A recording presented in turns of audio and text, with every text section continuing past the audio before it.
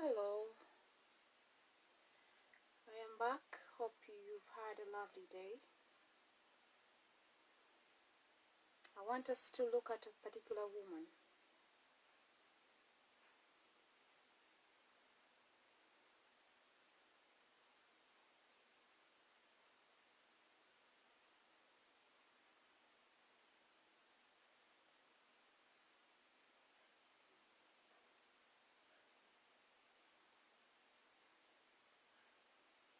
As we continue with how we can change history,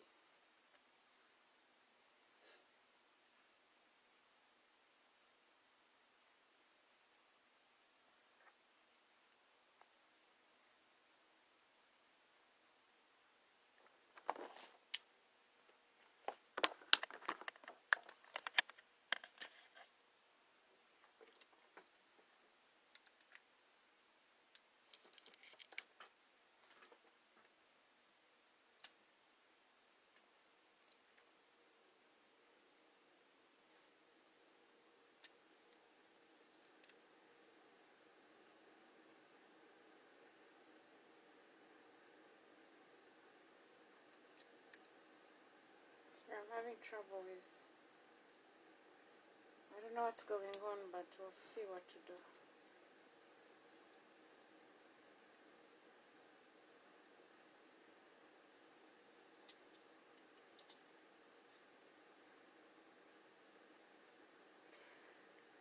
Challenge of being an engineer. The engineer in me does things I myself. I get scared. Hold on.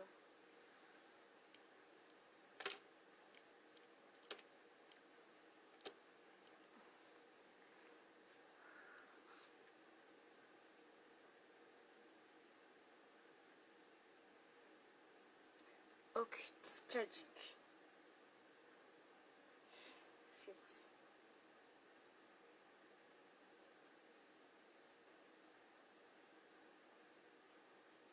Oh! They have removed the ban. They have removed the ban. Hey, I've seen a page I haven't seen for in a long time.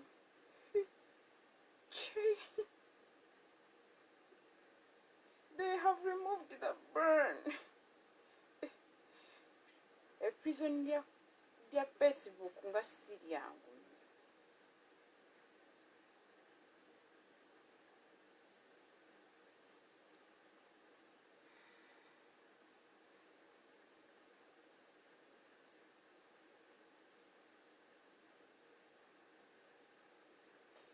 Kati tujja tukozesa amagezi kitono nnyo.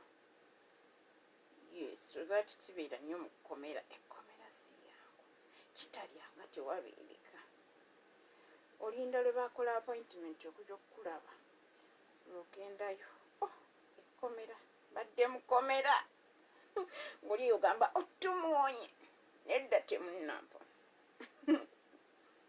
Nkomyewo tumbudde. Tumbudde nga bwe yalagira. Ekkomera libadde lifuukidde ezzike. Kati kasooke ne sharing. Komyewo. I am back.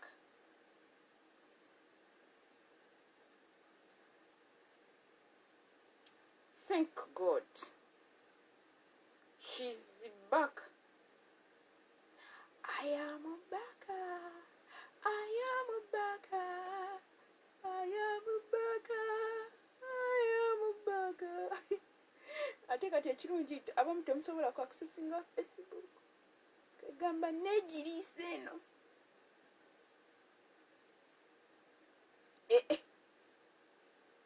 Alina bigroup eno byebangattagattamu. Kamba we mugattagatta mu bigroupu byo. Kamba we temujja kuddamu kugatta mu group. She's back with a vibe. Temujja kuddamu kugatta. kamba sonyiwe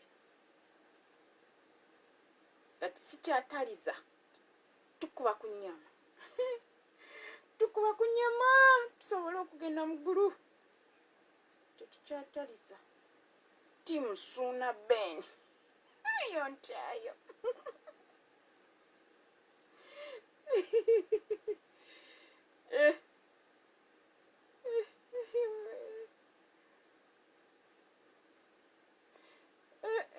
Are you a woman? Are you of a reason? Oba ebintu ogwamu bigwe nolowooza oli important ng'ate toli anti abakyala omerawo muza ffe tuli okuweebwa nekutunuulira nga you bring nothing on the table neweerabira nti emirimu gye wagireka mu genesis tugenda kulaba omukyala oh bannange essanyu lyempulira nga nsobola okwekyalinga ninga eno bantu tebanjagala yeno mu banigeria naye bwe baagala tushalinga ebintu byabwe Jesus now weewalala gye mba neetwala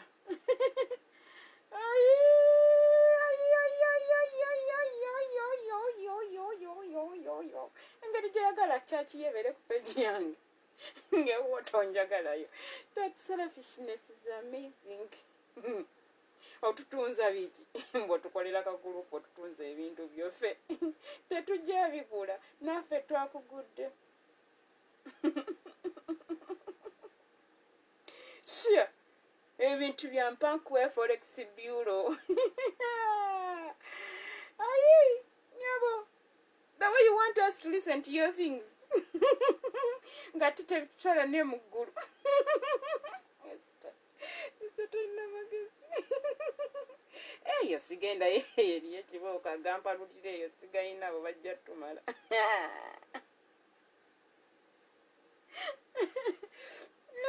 tofulume tulofulumye nyabula anena sijja ngenda naawe ndeka abadde kyemu twinga any of that place Esther ninganga nyumira nnyo ng'akola ebinsanyusa nyumira kati kangende nenda I want to fight somewhere disturb some more peace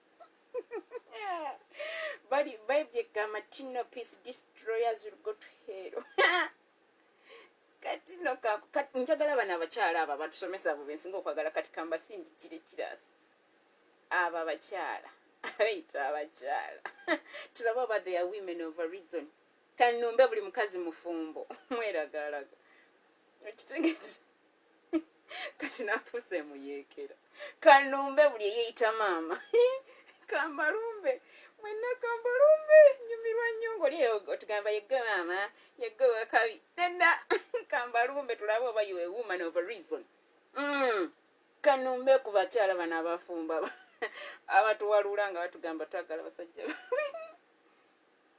omusajja tolinako omuleetera ku mmeeza omusajja omulumya mutwe naawe nga tukuwa akatebe otuule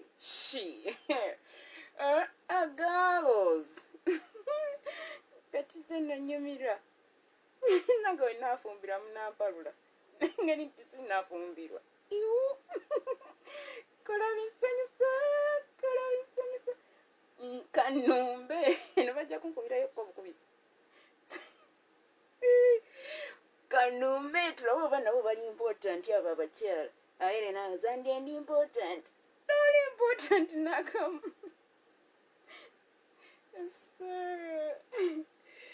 I love joking. It's part of my life. Nina topics ezinsanyusa eno nange waliwo ebintu byekola nange nentyamu neŋŋamba Esther Solome careful bajja kulya esoga neŋŋamba nedda teryansobola nze mbasobola ali obaddekawo nga bannogwa obasobola kaŋŋendeko eno mu bagundi abasimi ba golod tiine n'abasimi ba golod mwana abatutegeerera mu kintu abaana b'abaweereza katubawe nabo tebakyajja agamba apaana osaaga. Tulaba oba bali important. Kitono nnyo.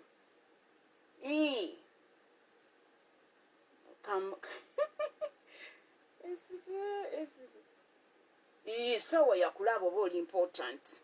Girls. Tukentenewa.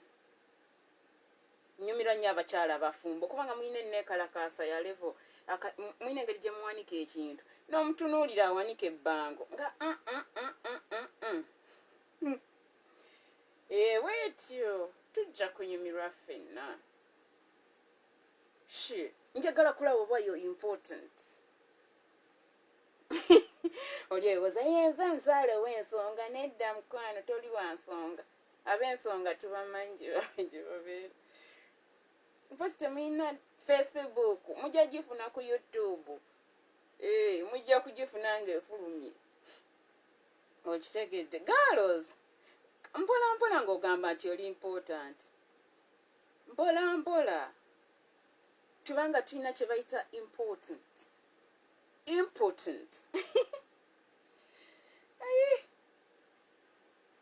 Okitegedde ekitto ekyo. Tulina important.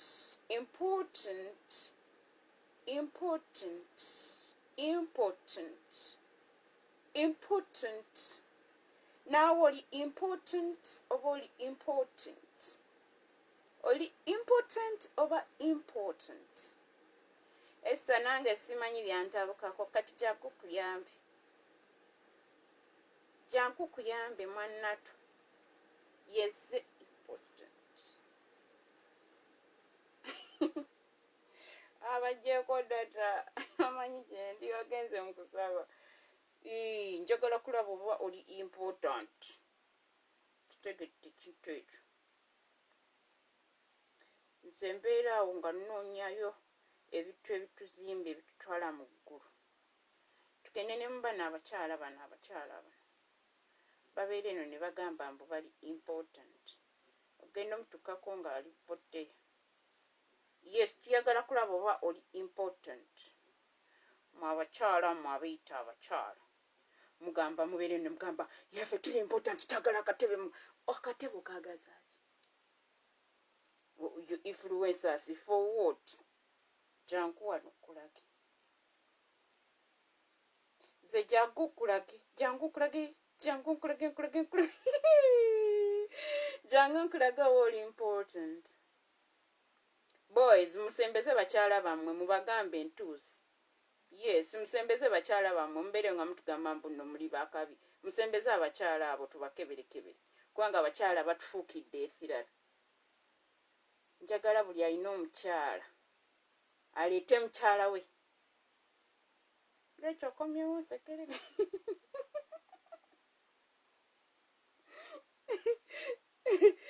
Enaze sanyiza okulaba nange omuntu n'obeera eyo gwe wafuuka wa kitalo. Ekitegedde ekintu ng'ekyo. Nze Esther Solome njagala abo abakyala abafumbo tulaba oba bali important. Abeereyo ng'agamba nti ndi important toli. Ekitegedde abana abaggyeko data tebaagala kumanya. Mukwano oba mwagala oba temwagala.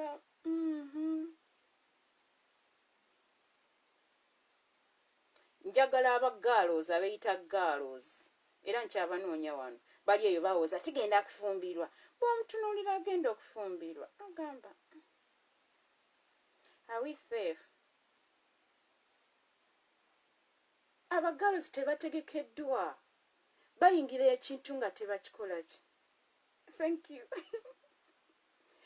Gaalos tebategekeddwa. They just enter marriage simply because mbwe emyaka tegifumba. Akabyuta ako kotambuza tekafumba mukwano. Eno ekintu kitokuta eno bakuba. Eno bajja okukuba. Kabyuti tikafumba. Mbwina bino eddene. Kyekyo lwaki bamaidi batutta obufumbo bwammwe. Girls. Beauty is just a portion gye tukongerako. Kitegedde eri eba bonus ng'ogenza kufuna bonus oba ogenze kufuna bonus omwana gayazadde omwana omulungi bambi this is it eri ebeera bonus girls bw'obeera ng'oli beautiful ng'olina figa eyo bagiyita bonus for marriage eyo just erina engeri gyeboostinga omwami bweti naye ekigenda okuyamba omwami w'omuteeka mu kati waggulu is your mouth your character. If those are dead ne bw'osoma masters n'ozimalayo ne bakutikira ne bagamba yegge mukyalo ow'ensonga afengeko ensonga ez'abaana abawala poteya ne bw'onooyogera oluzungu ne lugwayo togenda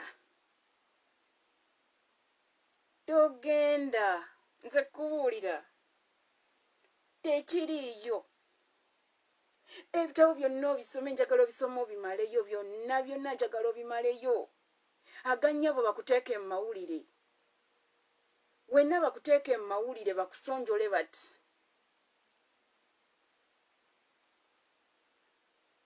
I cannot wait to read in the newspapers naye mwana wa maama ekigenda okukola nti beauty ye bagirabe bwe bati is when you open your mouth when it's time to talk to people.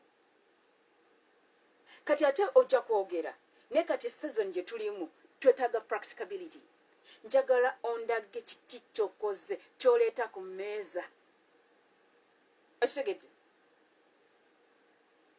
girls tugenda kulaba woman of importance kubanga woman of importance yagenda okutuula ku ntebe alyoka afuge waati kubanga woman of importance azaala children boy of importance and girl of importance kati boys girls genda ng'ogamba abantu nga taatawo bw'ali omubi ne maamawo sitaati tujja kkanya yomba mukazi ya mubi tena mubi they will not help you ne bw'onootambula n'ozunga nze nenva wano nga ngenda ngamba abantu tatange mubi tatange musiru basenga bange babi no one is going to solve the issues of my family affairs. The issues of my family affairs will be sorted by family members. Kati ebyo kati mbadde ntegeeza abo bafuluma eggwanga ne mugenda nga muleekaana nti Museveni mubi nnyo. Mukwano muli ku poteya be munyumiza have no access to come in and force him off the seat. Actually, we look like fools.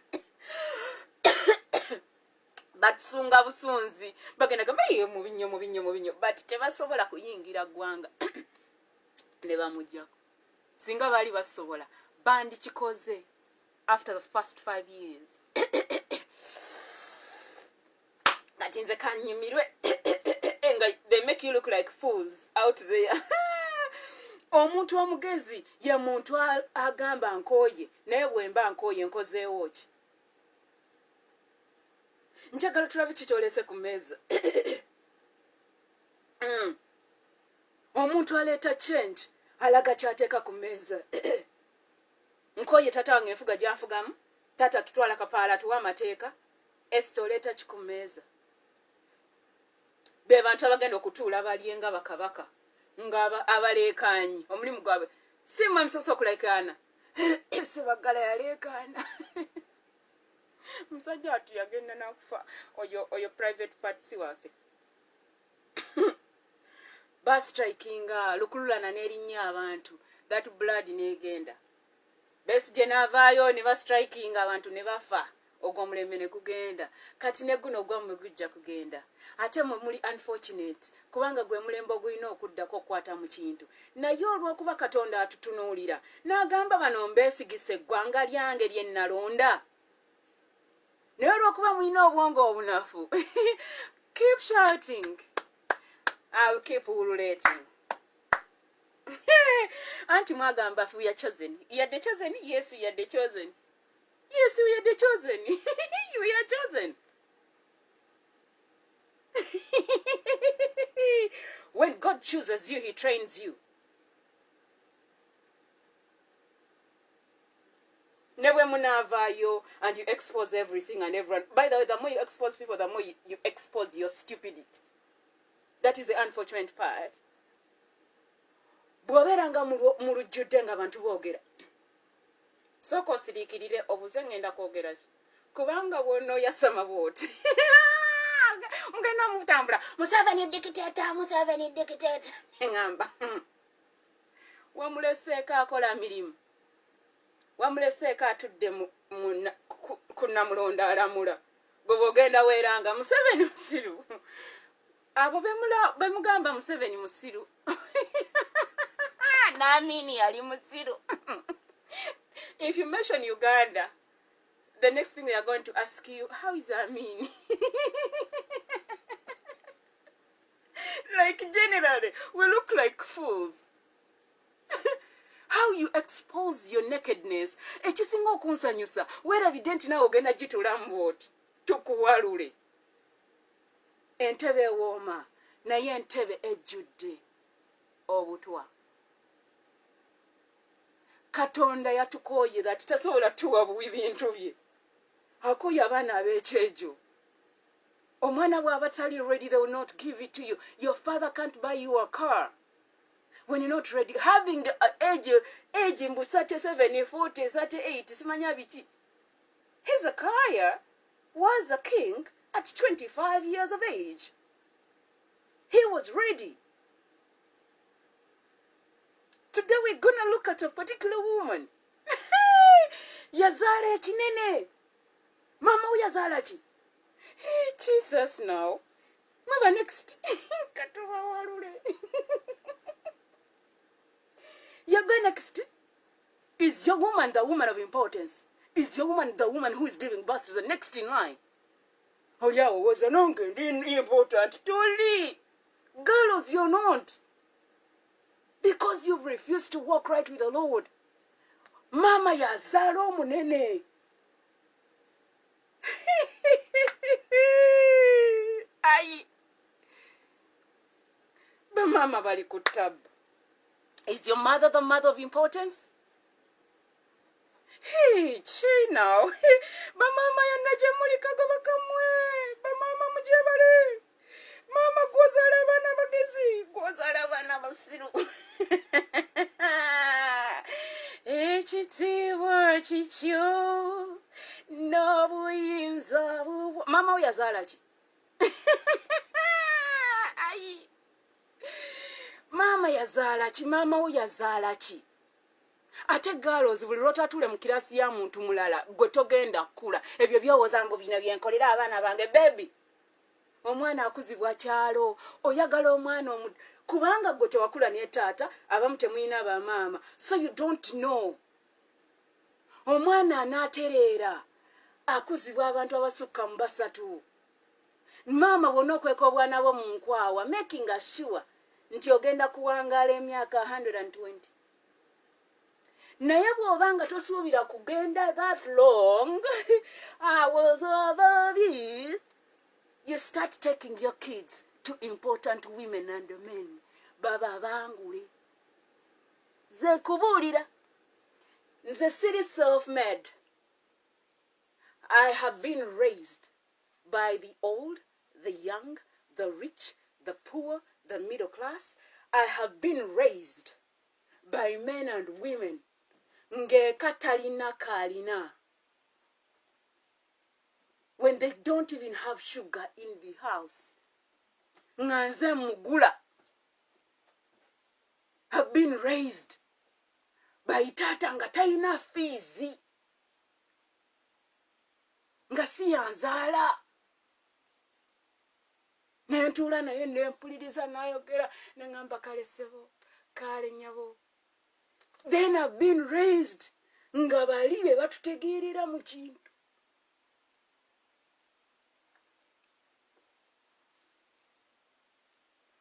I've been raised by all classes. Nze sisosola buli avaayo n'abuulirira, buli avaayo nempuliriza agambye ki. Kati kiri eri nze to choose what to eat and what not to eat because they give you a buffet. I don't eat certain things. Now when I go to the table to serve my food, I choose which plate to get food from.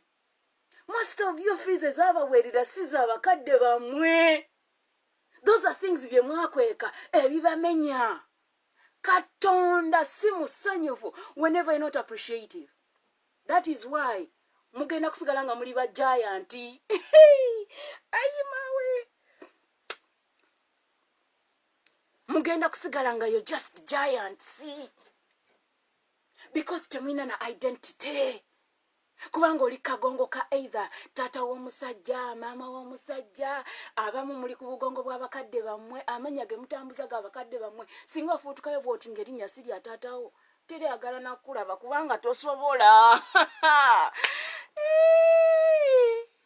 Hakuna wakaitosa Yesu, hakuna wakaitosa Yesu. Hakuna wakaitosa Yesu.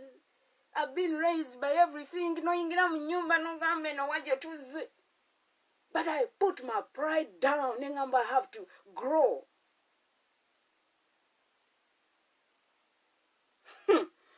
You don't know. You don't know who has raised Esther Solome.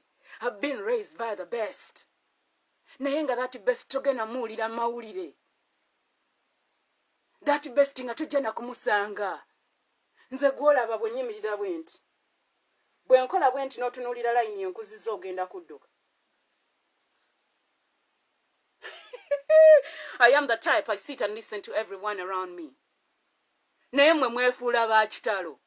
Mwana wa mama, ogwange gwa kuweereza klasi za Mukama. Weeyambe. Nakusabira owangaale. Kubanga n'omala kakutanda n'oteekamu obugatto obugendo si magolodi kati. Bwe ntunuulira abaana bo bali ku poteya. Tolaba nti mwewaana okuva mu famire ez'akabi?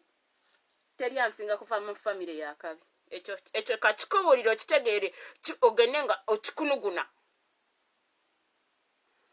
Efamire mwenva. Waliyo n'abalala b'otamanyi b'otalimanya. Abo be mumanyiko batono. Tulina abantu abali wealthy.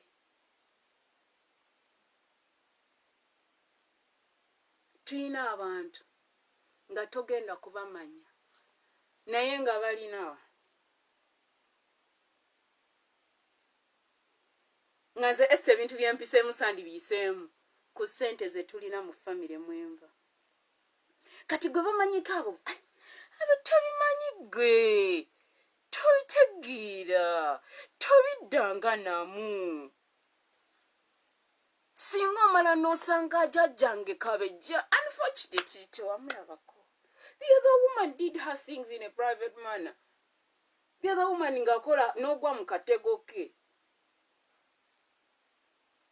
Naye yamanya abantu bayambye n'amanya emitima gyabwe. Maama amanya omutima gw'omwana. Jjajja n'agamba before I go to be with the Lord, that is if she went to be with the Lord, n'aleka ng'asimye oluzzi ng'anaalutegeera. Olina okuba ng'oli mu Katonda mwene. Bajjajjange tebaasamirako. Naye baalina abasamize mu famire abaali tebaagaliza. Kati oli bwe yakola eddogo n'agamba kati okuzikiza ennyumba y'omukazi ono Kabejja. Whoever her daughter gives her names, eyo line gitugenda gizikiza. N'agamba girls no marriage. N'agamba boys can have the money, but manya can get married and give birth to kids, but boys have to struggle via finances.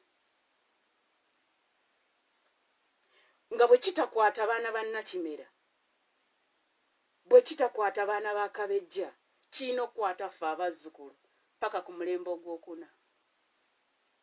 Buli kasita kaluwalala yakuwanga erinnya, mwana wa maama, mwana wa taata, nga kiruma.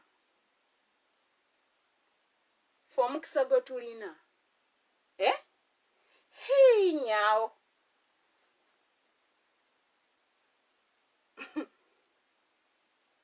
When God confirmed the blessing in 2000, it was me to know what kind of family I come from and the power in there. Nengamba, how do I harness what is in there? The only way to harness what is in there is through Christ. Kubanga nze bwe nnyingira mu ddogo eddogo terigoba ddogo. Abaaligendamu abamu bafunyeemu naye loosi ze bakoze. Right now baavula. I have family members who have tried to tap in the blessing I have by thinking they can use witchcraft. I am the source. Genesis chapter 12, verses 3. I am blessed to be a source of great good to others. If you can match up to that standard, you're going to have what I have.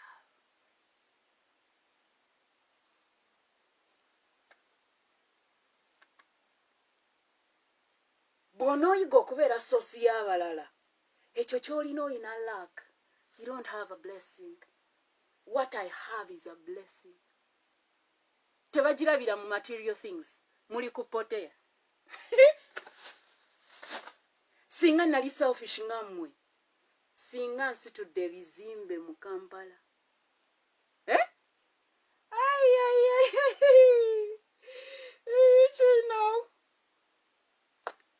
Singa nali selfish nga mmwe.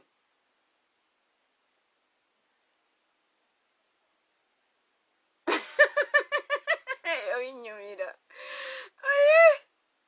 Katonda kitaffe tukwebaza kubanga oli mulungi. Tukomyewo nate okusoma ekigambo kyo. Okukwebaza ku lw'omukwano gw'otulaze. Okukwebaza ku lw'obulamu bw'otuwadde. Okukwebaza ku lw'emirembe n'essanyu by'otulaze. Weebala Omwoyo Omutukuvu ayimirirawo ku lwaffe ng'abaana b'abantu batuvuddemu. Omwoyo Omutukuvu weebale gw'ayimirirawo ng'omwana w'omuntu awese. Taata nkwebaza ku lw'obulamu bw'ompadde kubanga singa teyali ggwe. Singa nze embuyaga ezikunta. Naye nkwebaza kubanga olina ekisa. Weebala Omwoyo Omutukuvu nga tugenda okusoma kiraasi eno esembayo mu lunaku lwaffe luno. Yogera naffe, otusumulule, otuwe omwoyo w'amagezi, omwoyo w'okumanya. Tulekeraawo okuleekaana ng'abasiru. Tulekeraawo okuwakanya ebintu bye tutakozeeko. Tulekeraawo okumanyiira abantu. Tulekeraawo okulowooza nti ffe bagezi. Tulekeraawo okulowooza nti no ffe twakisookamu kyakabi. Omwoyo Omutukuvu tuyambe. Because people are just lucky they are not blessed. When you remove the ladders, many of them are going to fall and they will never recover. Holy Spirit, come and take over. Come and take charge. And bless every man and woman who has put a brick for my life to be where I am. Some have put money. Some have put ideas. Some have put counsel. Some have put their backs. Nentambulirako nange nentuuka gye ndi. Mpeera buli mukyala, buli musajja, abaana baabwe bonna bawa omukisa. Abansabira, abatagenda nga boonoona erinnya lyange, taata n'abasazeewo okwonoona erinnya lyange, nabo bawa omukisa. Bamanye nti eriyo Katonda omulamu. Bamanye nti eriyo Katonda eyandokola. Bamanye nti eriyo Katonda atalimba. Buli ayagenda nga yonoona erinnya lyange ng'akozesa ka platform ke olw'okuba afumbiddwa, olw'okuba ye munene, simanya be balina ekkanisa ennene, simanya be balina. Taata njagala obakyalire, obalage nti Katonda gwe bamanyi si y'oyo. Obalage nti tebalokokanga, nti beetaaga okuddamu beenenye, kubanga eriyo Katonda agaba omukisa. Kubanga Katonda bw'akuwa omukisa, your source never runs dry. Weebala Omwoyo Omutukuvu bampeera omukisa, obalokole. Obambule ebikolimo bye balese ku family zaabwe n'abaana baabwe. Because I never want to see their kids go through what I went through. I don't want ever to see any kid ng'avaayo mu social media kukaaba naye ng'akaaba kibigambo by'abamaama, bigambo by'abataata balowooza bagezi. Omwoyo Omutukuvu bambule buli kikolimo kye baakukumba nakyo olw'okugenda nga bayasanguza bye batamanyi, olw'okuba tebamanyi kusonyiwa ate tebamanyi kwetonda. Omwoyo Omutukuvu bambule buli kikolimo kye baakukumba nakyo ekigenze ne ku bazzukulu baabwe. Taata abawa omukisa. Basanyuse 2032. bakyalire balokoke buto. They should give their lives to Christ afresh. Family zaabwe zisumulule balekerawo okwewola. Balekerawo okubeera n'obuntu nga bwakwewola bwakwegayirira. Abalwadde obawonye. Taata byonna obisobola. Taata buli mukazi na musajja nga yeeyagaliza yekka ababbye ettaka ly'abannaabwe. Taata basinkano oyogere nabo. Obalage nti ge Katonda mwene. Nti ebintu tebabibba. Buli omu alina okukola okufuna ebibye. Bwe baliwo ekigabiddwa kigabaniwe kyenkanyi. Taata sisinkana abakazi abo bamaama abo kubanga leero tuli ku woman of importance. Maama yazaala abaana abalenzi nga bakulembeze. Yazaala abaana abawala nga bakulembeze. Naye taata sinkana bamaama abeeyagaliza bokka nga baagala ofuna mu bufamire gye baafumbirwa. Taata sisinkana kubanga bamaama boonoonye ekintu. Kibi nnyo. Abamaama baloze. Mbwatangirira baana be. Teyi taata tuyambe. Taata sinkana bataata bazaala abaana abangi mu bamama ab'enjawulo. Taata ddiringako nabo kubanga ensobi yali yaabwe. Abaana tebalina musango. Taata yingira mu ggwanga otuyambe. Kubanga ekintu kibi nnyo. Tukoye ba pretenders. Kubanga kati tunoonya woman of reason. Weebale Yesu kuba oli mulungi. Tukusinza, tukugulumiza. Kubanga ebyonoonye eggwanga. Be bamaama bateebereramu. Be bataata bakola decisions embi. Ne balyoka batusuula mu mbuzi ekogga. Abaana ne beekuba ebikonde east left right and center. Kubanga teyakuzibwa. Mwana waawe agenda ng'awemula. Simply because yanyize ne kitaawe. That is not how you get to your father to listen and understand. Your father will only listen in love. You need to learn and wait upon the Lord until your time. When you wait, you mount up with wings as eagles. But how can you become an eagle when you're still at the level of a chicken? No chicken flies. But if you want to fly with eagles, you change your groups. You change the birds you fly with so that you can get to that level that you're fighting so hard to get to. It starts from the ground. The only business that starts from up down is a grave. Because a grave, death just snatches. Yetojibuulira. Yaliwo kubba bubbi, ensegula mirambo, teyina kirala kyetwagaza. That is the only business that starts from up down. If you ever want to fly like an eagle, you're going to start from down. And you learn how to fly by waiting upon the Lord. I give you praise, I give you glory, I give you honor. In Jesus' mighty name I believe and pray. If you know you are a leader, you're going to read Isaiah 40. You're going to put it in your life. You want to get to a leadership position the right way. And if you ever want to be a leader, anawangala mu kintu. Genda ogule Bible. Kankuyambe. Bible mugwamu ngwe. Kubanga obwongo bunafu. Kasoke kuyambe. Kubanga ebintu tobitegeera kati oli eweekwese mu Katonda okaaba obuzigo bw'ekiyaayi kati kambabuulire. Togenda kuwemula. Togenda genda ng'omanyira abantu bavuma. You don't abuse a leader. You want to be a leader, you don't abuse a leader. The Bible tells us to pray for the leaders. You want the same position, but you're playing the dirty game. Politics is a dirty game played by dirty players. You think when you strike and you go and tell other countries about how bad your country is, you think they're going to come and solve the issue. Actually, we look like fools. When it comes to a political arena, and says Amalofuna independence, other nations can't do nothing. Trust me on that. Kati gwe bitobitegeera. Byonna mugwamu bigwefwa. Moroko nze njogere nnyo mukwano. Okwata akazindaalo n'oyimba mukalakaasa. Si kye kimu okwata akazindaalo n'ogamba abantu ekizimba kitandika bwe kiti. Ogenda kuyimba mukalakaasa nti olina eddagala ly'ebizimba. Naye tomanyi bizimba ngeri gye byajjamu. kati akwata omuzindalo n'agenda nga yimba eddagala ly'ebizimba nkukunyi munyeera sembera wano nkukunyi munyeera n'agenda okufuuyira nkukunyi munyeera. Those are two different people. Ayimba eddagala n'alifuuyira banjawulo. I happen to come from a family gye tufuuyira ebiku ebinyeewo ebyenje. Nze ndi mwala wa the late Poki Novaka.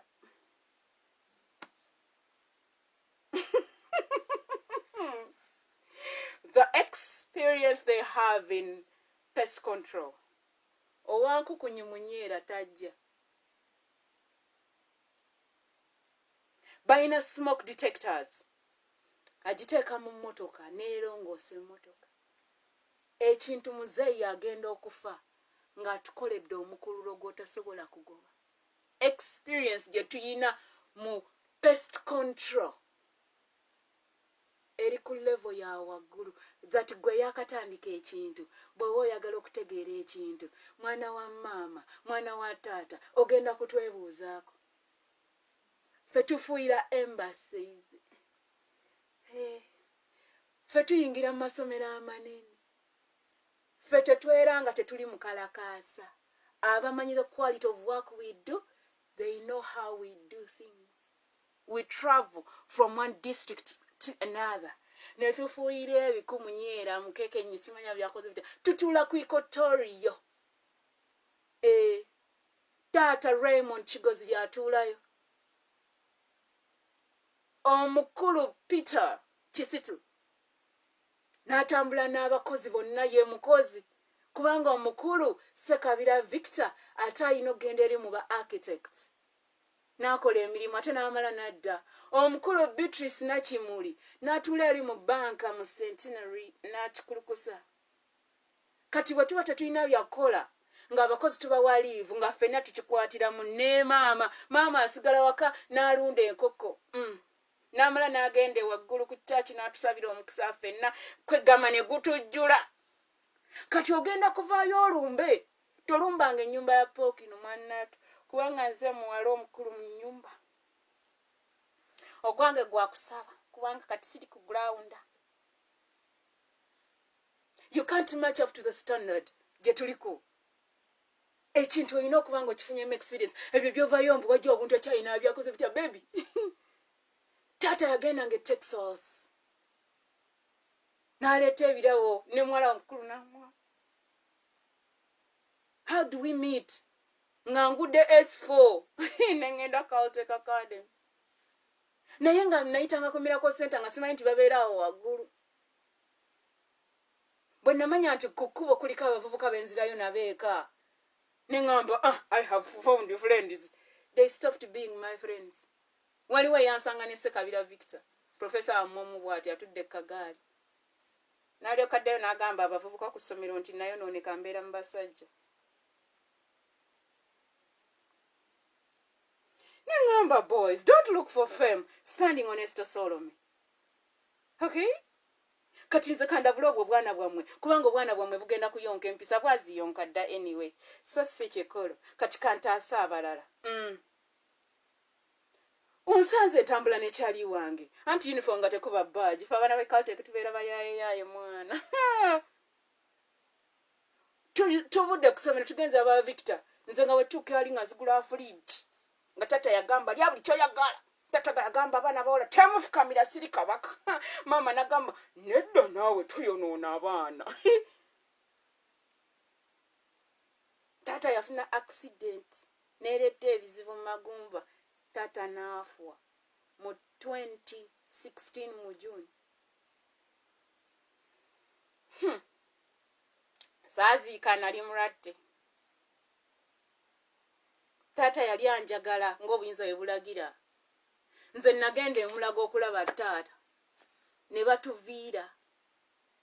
Ne bampa emmere n'enjiwa taata n'agirya. Taata n'asanyuka okundaba. Accident yasooka ogifuna. Nali mu 2015. Nali mu kyalo nga nkola mirimu gya naadizi. Omukulu Hamba Richard nga ntadde ku ttiimu.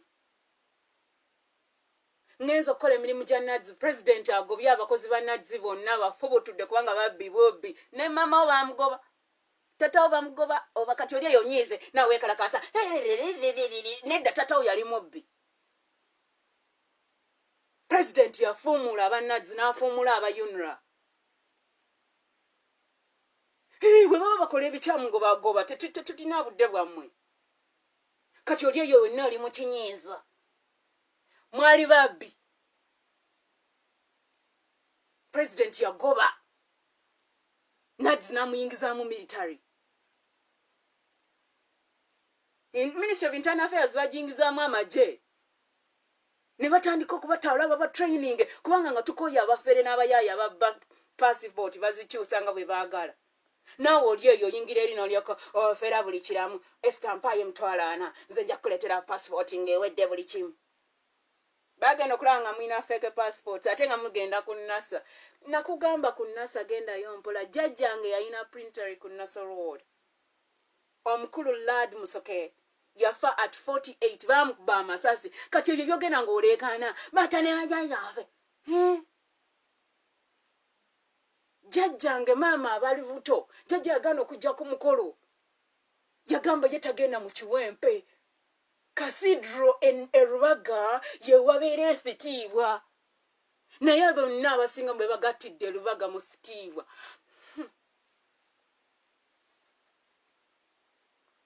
anti ogenda n'oyogera ebyabakatuliki neŋŋamba mpola kakkana jjajjange yali mukatuliki maama wange yali mukatuliki ate nga maama we musiraamu kati ndowooza mixed ogirengera kati tolina ebyo byoleekaana abaprotestanti mbamanyi abakatuliki mbategeera abasiraamu nkitegeera oyagala kundaba nga nsaala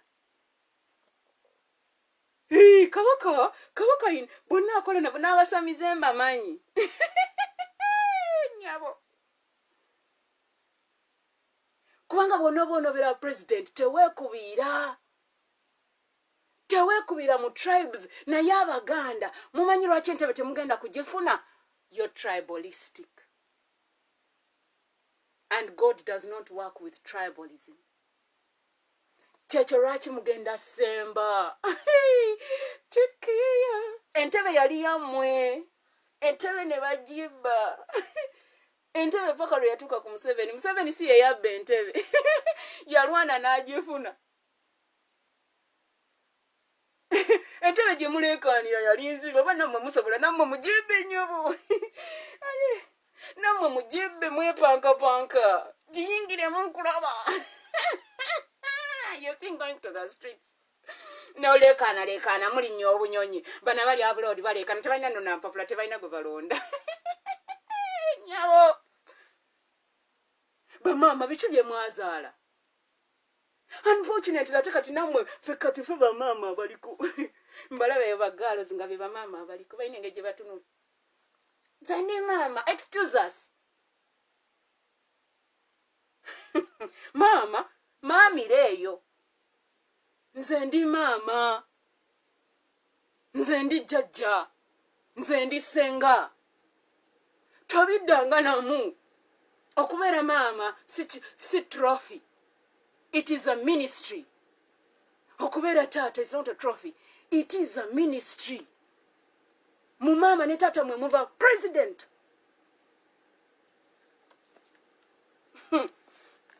toddanga munakutuleekaanira temulina kyemukola mu famire gye muva tolina koleeta ku mmeeza ab'ebweru babawaanawaana mu famire mwe muvanga abaana teryakuwaana abaganda nnaku zikuno tebyakatandika nazikuno edda abaganda nga batoli muganda ojyagiwulira katonda n'abaleka ne mufuna abazungu batereze ekintu tribalism agende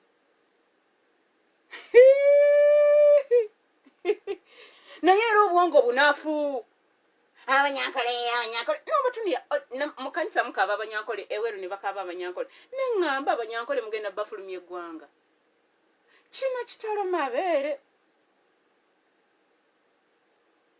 abanyankole mugenda bafulumya eggwanga mwe abatuleekaanira ate ngenda okutunuulira naawe nga toli muganda wawo njagala mpe bajjajja ab'emirembe n'emabega. Omanyi abava ekkooki baganda. Omanyi ava ekkooki omumanyi oba tomumanyi? Abava ekkooki baganda. Ngenda okutunuulira wena ng'otunula olunyindo olukutunula ng'olweri naye olwokuba gwe kamaanya gwe kakande. Mwana wa taata tubamanya bamwajjira kuluuma. Temuli baganda naye ontunenkaanira njagala ompa emirembe n'emabegawo ggwe. Mulese tribalism everywhere. Uganda is not for only Baganda. No, toyina gwogenda kufuga ng'okyayimba ebiboozi nga abanyankala oluyindo oluwanvu babba ettaka. Singa omanyi omuganda bwabba ettaka. Mbatunuulira mmwe n'embasaasi neŋŋamba tuli kuki. Tugenda kulaba a woman of reason. Kubanga yazaala abaana bagenda okutufuga, yazaala abaana bagenda ofuuka ensonga, yazaala abanene b'abanene nyambula ennyanya. You disrespected my mother. Nenkutunuulira gwe kapere. Tobiddangamu. Mubowalampa janga bamama b'abantu mu kintu. Kubanga buli lwogenda ng'owaayiriza omuntu omuyita omusiru simanya byakoze bitya. Obeera ku maama we. Bayibuli egamba nti omwana omusirusulu anakuwaza nnyina. Era nabatunuulira n'ensaasira bamaama bammwe. Maama n'ovaayo n'owolereza ebintu by'ekisiru. Maama n'ovaayo n'olyoka owaayiriza ng'oli maama. Kitalo mabeere. The way mothers you've dug aweros. Eza abaana mwe bagenda okugwa kati nga nina okuvaayo ne kukola weti kubanga ndi maama ate ndi jjajja ate ndi senga. Ate sikoma kubeera ebyo. N'engatto za great grandmother Nazambala yazikweka. Bali balowooza zaakoma ku Kalibbala. Sorry to disappoint you.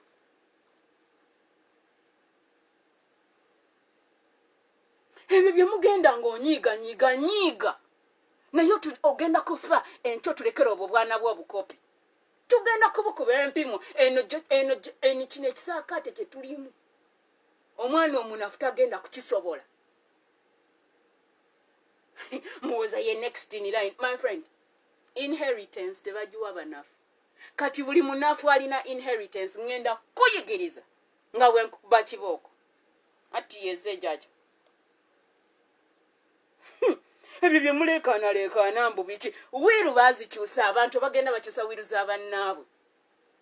Jaja said other things. People come out and they are saying other things. Kati tetukyakayana naawe.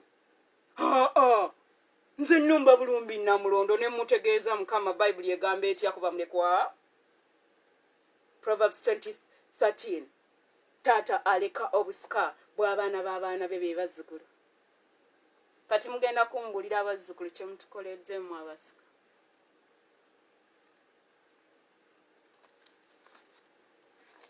Abasika all over the world. Nakugambye bw'owulira ng'oli guilty ng'oyingirako mu repentance. Yingirako mu repentance weeyambe kubanga olina abazzukulu. Abo abaana b'ogenda okuleka abo ensi ejja kubayuza. Omukisa gw'olina tebagulina. Trust me, I know what I'm talking about. Mu family yange mulimu abanene who want to harness what I have. Kati abamu bayiri balina okukozesa eddogo nfe. Abalala balumba bwe nnaasindika akasente. Nze akasente akange kali mu Genesis. Akasente akange ne bw'okatwala mu ssabo ligenda kukwata omuliro. Gwe tobimanyi. Era mulogologo obwo obuteekwe obeeralamu kulokoka obwo bwe muba muloga. Omukisa ogwange tebaguwanyisa. Ogwange olina okuguwanyisa. Mwana wa taata ng'oli mu Yesu. Isaiah 60 is for the leaders. Mwagala okulinnya waggulu. Arise from spiritual depression to a new life. Shine, be radiant with the glory and brilliancy of the Lord, for your light has come. And a season see arise and shine. Tobimanyi. Tuli mu Isaiah 60 gye tugambye. Katonda wange genda ogisome Isaiah 40. nayo genda ogisome yeyo ya mwaka badde newunya lwaki nedda tugisome kale naye epaavu nnyo tujja kugisoma so that you can arise and shine properly katugisome simanyi nange wano naye katugisome nabadde ngamba Isaiah 40 tugisome ogiwulire nze ndifeere first ngaasoma and the glory and brilliance of the Lord has risen upon you. For in fact, darkness will cover the earth, the deep darkness will cover the people, but the Lord will rise upon you, Jerusalem, and his glory and brilliance will be seen on high. Nations will come to your light, and kings to the brightness of your rising. Lift up your eyes around you and see. They all gather together. They come to you. Your sons will come from far away, and your daughters will be looked after at their side. Then you will see and be radiant, and your heart will tremble with joy and rejoice, because the abundant wealth of the seas will be brought to you. The wealth of the nations will come to you. A multitude of camels from the eastern trading tribes will cover you, Jerusalem. The young camels of Midianite and Epath, all those from Sheba who once came to trade will come, bringing gold and frankincense and proclaiming the praises of the Lord. All the flocks of Kedar will be gathered to you as the eastern pastoral tribes join the trading tribes. The rams of Naboth will serve you. They will go up with acceptance as sacrifices on my altar, and I will glorify the house of my honor and splendor. Who are these who fly like a cloud and like doves to their windows? The islands and coastlands will confidently wait for me, and the ships of Tarshish will come first to bring your sons from far away. Their silver and gold with them, for the name of the Lord your God, for the Holy One of Israel, because he has glorified you. Foreigners will build up your walls, and their kings will serve you. For in my righteous wrath I strike you, but in my favor and grace I've had compassion on you. Your gates will be open continually. They shall not be shut day or night, so that people may bring to you the wealth of the nations, with their kings led in procession. For the nation or the kingdom which will not serve you, Jerusalem, will perish, and the nations that refuse to serve shall be utterly ruined. Do you know why other nations bring their money and put in Uganda? They are fulfilling Isaiah 60, and they are being blessed. Kati gwe mbogamba ogenda oloopa Uganda mbu balekerawo giwa obuyambi be bafiirwa. God chose Uganda. Abategeera Katonda mwena abatadiiringa nammwe abalalu, they are being blessed. Mbu mugenda muloopa Museveni mbu Uganda balekerawo giwa obuyambi, mmwe mugenda okufa obwavu kubanga temukola. Kwegamba mmwe mwekotoggera abavubuka obwongo bunaafu, mmwe mwekotoggera. Uganda has a debt, I know. Naye Uganda bweneetera line wet Katonda agenda asasula ebbanja lya Uganda. Buli nsi etadde ssente mu Uganda, they are blessed.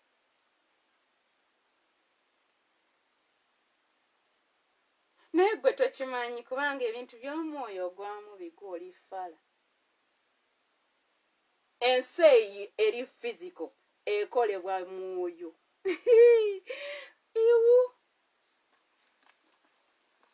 Buli muntu akuteekamu ekinusu nga you Ugandan. I, Esther Solome, I have seen God take people on a higher level. Nga banteereddewo omugongo. N'abanvumye. Levels kwe nabasanga si kwe bali. That is how much I'm blessed. Nze nyingira buyingizi mu nnyumba yo bwe nti ne mbanga awunyirizaayo. Yesu n'atereeza ennyumba y'ewammwe. Nasanga abantu nga baavu, nga n'omwavu abayita baavu. Obufumbo mmye, endwadde nga zifuuse endwadde. I just enter in like this. And God makes things right. abatali tebafuna promotions ne batandika ofuna promotions mu family zaabwe. Wano mu America buli nyumba gye nyingiddemu nga they are struggling in marriages. Nyingira mu buyingizi bw'enti ne tusaba. They are all doing well. Mu COVID, nze musiru. Hey!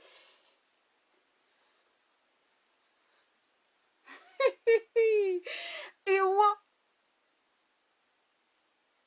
Ekanisa zenninyemu nga zistrugglinga. Mwana wa taata. They are flying. Naye tebagenda kujja bakikugambe, bagenda kugamba baasaba. We najjira mwali temusaba. God gave you an opportunity to take care of a king. That is what God does.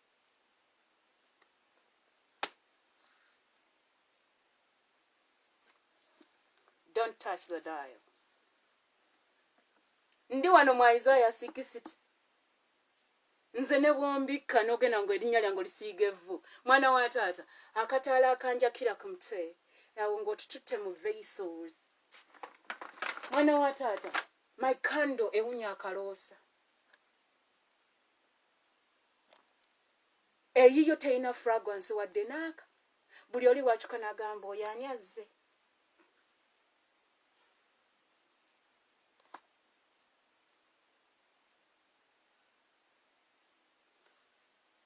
This has a scent. And when I light it and I put it in the house, it leaves a fragrance. Oba luzungu olutuufu nze sinze muzungu tamu nno. Naye gwe buli lw'ojoyita ka perfume ko bagamba wuuyaze. Mwana wattu ka tribe ko ke kalaba nti oli mulungi ate nako kakaaba kagamba tetulina kyakola omubi ewaffe. Naye nze ne mmala nkola nti omumwa ne nkubuulira engeri abantu gye batabaagalamu ogenda afa. Ogamba yeeyi makwano bammwe babalimba. Your own friends have gone behind your backs and done things babakoowa. Ayi maawe okubeera ne views ku YouTube. Okubeera simanyi n'abantu abangi nga bakulaba simanyi byakoze bityamu abavaayo mu private wing ne muyingira public wing. Si gwe mukwano tebakulimbanga. Omukwano gwe bayita omukwano ye mukazi ye musajja atakoogerako. Akwagala n'ebibi byo n'akutuuza n'akubuulirira. N'agamba Esther nedda. Ekyo kyokola tekiriiyo. N'atagenda ng'akwogerako mu bantu. Most of you people babatuukiridde ne bababuulirira temuwulira. You're very arrogant. Naye naawe oli maama leero tugenda kulaba a woman of reason. Ne bwe munaakola mutya ne musoma ebitabo ebifaanana bityo ne mufuna degrees zonna ne muzimalayo. Kino kiwulire. You're in trouble. Mu maaso ga Mukama oli ku potteya. Ebyo bye mulina mbu you own things. Ku kyemmanyi Katonda ky'olina kuwa. Ayi. Ndabira ddala ng'okyefeebya. Nze mbeerawo neesirikira ne ngamba ono baakimanyi how powerful they are inside. Naye your inside has never been touched. Katonda kye yateesa tonna kikwatako. Omanyi lwaki tonna kikwatako? Character. Oli arrogant. Olowooza akasente ko ke kagenda. Mukwano, sente teziika. Bagikozesa yes. Naye ennaku egenda kuluma n'obwana bo. Ennaku egenda kusinga kuluma abaana bo. Nga muyina sente naye nga tolaba kye zibayambye. Mukwano, famire gyenva. Sente zituyita ba. Abantu balina sente kye bayita sente. Fwe wabweru gye tubeera tetubonaabona na mpapula kujjako nga toyagala kubeera na teganfe Katonda yatuwanga ekintu kyeyogerera. Ne bw'oba twayita mu struggle zifuna abantu bange bonna at this moment. I think I'm the only one atayina ndowooza we tubaayo abangi tetusukka mu bantu basatu. Ate abo abatannafuna mpapula baakajja, so they have to go through the process. Naye kati kye bayita kati kaŋŋende let me scrutinize out. Kye bayise abaana ba Kabaka baby. nga either oli kalibbala oba oli kabejja. Buli alimu ekintu kya kabejja, ekinusu kya kabejja. Mwana wa taata, ekintu kyaffe tetukolera wansi wa mmeeza, tusasula omusolo. Buli kabejja gwe yalabirirako. Anti kabejja yali omunene nga yatowa oda. Eyo levo temunagituukako. Mukyalina okusiiba nnyo. Ebyo bye mwekweka mu basumba bammwe abanene mubiveeko. Oyo omusajja oba omukyala n'amala agenda right now. Anadda mu kifo kye, simanyi oba anaakuwako opportunity kobadde olina. Kubanga we are doing a reshuffle.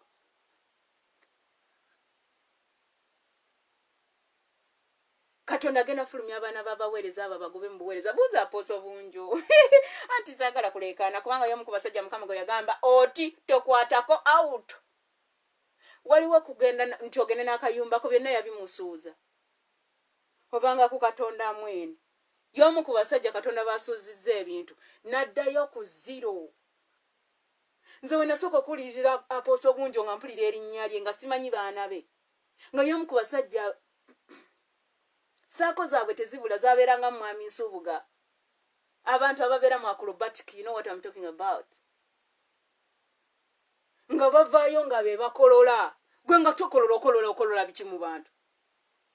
Bayinanga saako zaabwe. Don't joke around.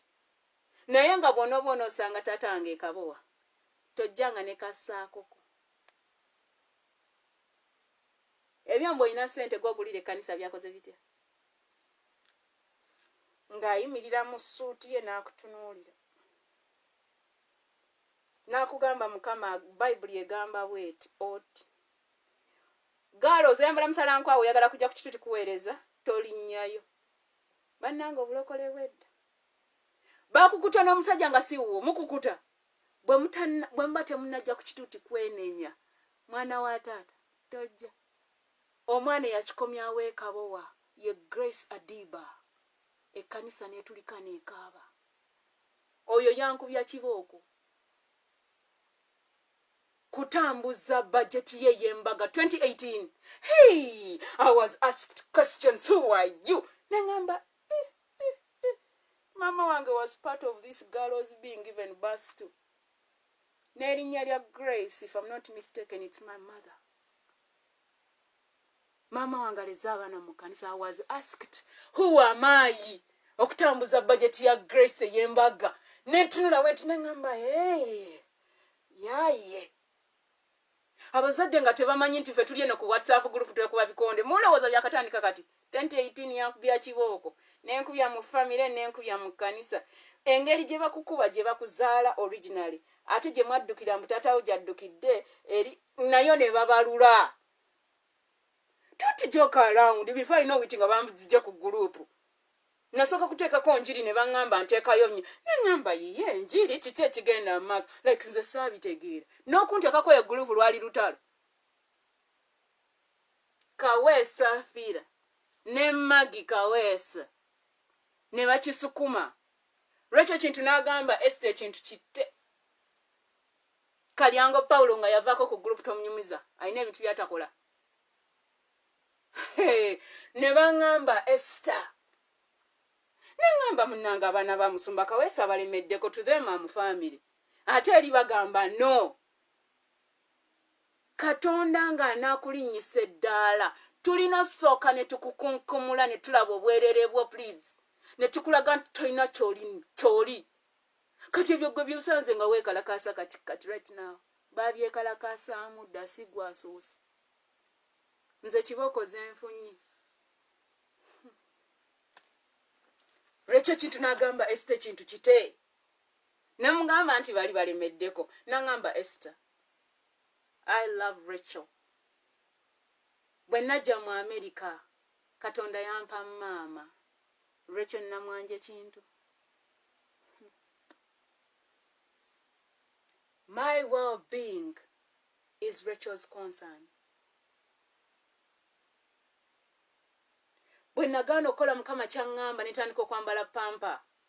Rachel bought 2 boxes ku Amazon n'azinsindikira eza pampa ez'abakulu nga za white. Nze saayambalako pampa nga ndi muto, zaabeeranga nappya ze nga za white, maama wange ng'azikunya naye nga nkulaga nti eyo ekkanisa y'e Kabuwanjavulira mu nfufu n'ennappi yange. Maama n'akulaga nti n'enkyako ajja kuddayo ku Sande nga nappi etukula. Rachel yangulira pampa n'enkaaba. Naye nga ki ekinyambaza pampa? Kubatya. Pampa yakoma mu April.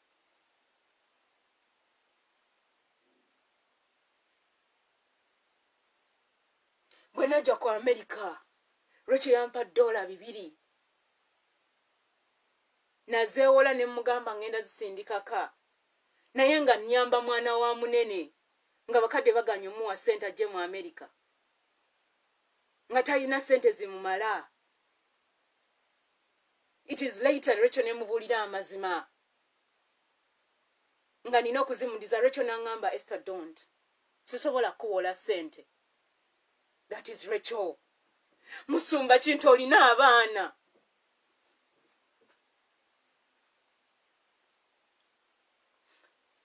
Bwe nabuuza Mukama kye yayitira Rachel, kati sikyewuunya.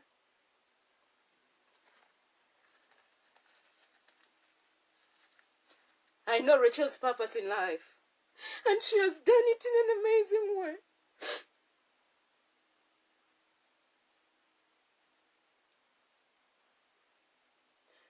Rachel is younger than me. Nze nenkana ne Becca, omwana wa musumba omukulu, omuwala omukulu. Rachel adda ku Becca. Paulo ye mukulu waffe.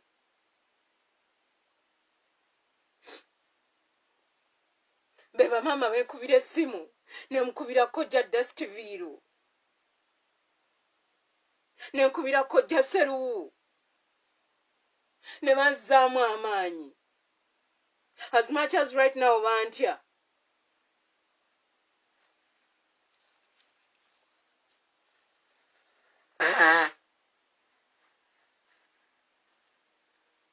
I wish you knew how they love us. Because when naweza 1 year, mu 85, ngenda okuweza 1 year, nga taata waabwe ye musumba omukulu, nga Mukama amutaddeko, taata nge yamuteekako emikono. Abo abaana bambaza sisita wange. Kubanga Rachel ekigere kye kyekimu n'ekya sisita wange. Bagenda ne bamugulira engatto, ne bamugulira engoye. Kalyango n'amuteekamu ssente. Kubanga baagala worship leader waabwe abe ng'anyumye, ng'ali presentable. Gwe ekyo osobola okukikola.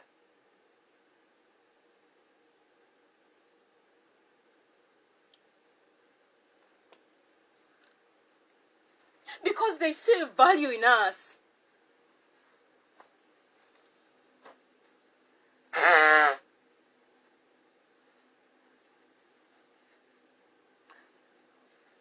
Kubanga ffe kati ffe mulembe oguddako, naye tunaabeerawo tutya nga tetukolagana nga abazadde bagenze.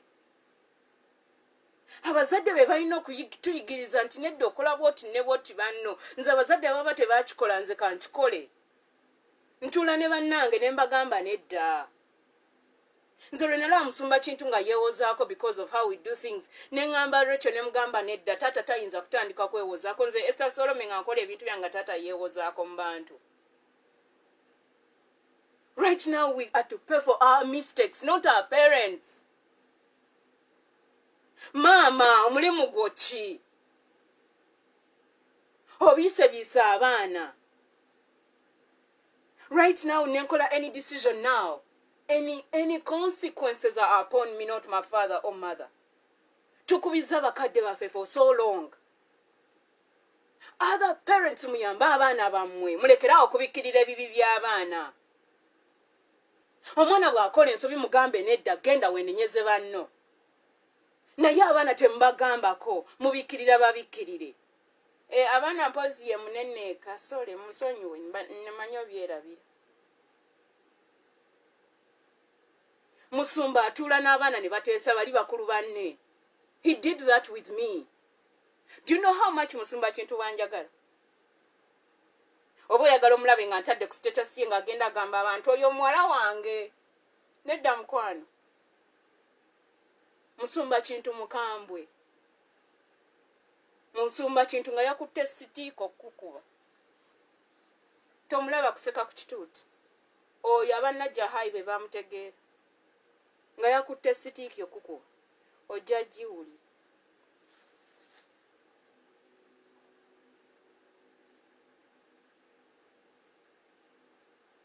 Ekkanisa eyonoonye eggwanga lyonoonese because abaana tebagambwako lwaki yaleeta sukaali eka. Oyo omwana aleeta sukaali eka ng'akyapama mu kasowaani nze ŋŋenda kumukuba gwe taata oba tomusobola nze ŋŋenda kumukuba yam approved. Ate nze ndeekana naawe. Nehemiah 4:14 mujjo giwulirira. Parents, enough is enough. Toyinza kutuula mu lutalo lw'abaana n'owolereza obwana bwo nga bwe busiru. You can't do that. No one will ever help your children. Trust me on that. I know better. Nze bamama bwe bavaayo ne banneesimba munnasirika ne ŋŋamba, where are we going? How dare you defend rubbish? Ate ne nkubulira amazima n'osigala nga defending a rubbish.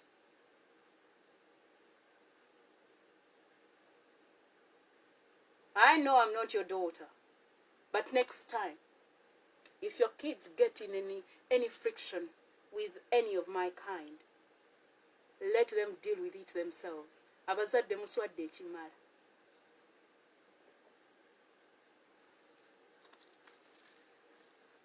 Ndaba bataata kati babeera mu bitalo byabwe nalyoka ayingizaamu abaana n'omutunira n'ogamba, are you fine? Obwana bwammwe mumuyigiriza empisa embi. Gwe taata tukiraba mu buzibu muwalawo okweyambula. Abayaaye bwe banaakukuba bagenda mmuteekamu. Bajja gamba oyo Esther Solome malaaya. Nze omwana yakiŋŋamba ku group emu enne ya Miracle Center gye ndiko admin. Natunuulira omuvubuka ne musonyi wa busonyi n'ayeegaana. Akola ku one of the schools amasomero ga Naalya.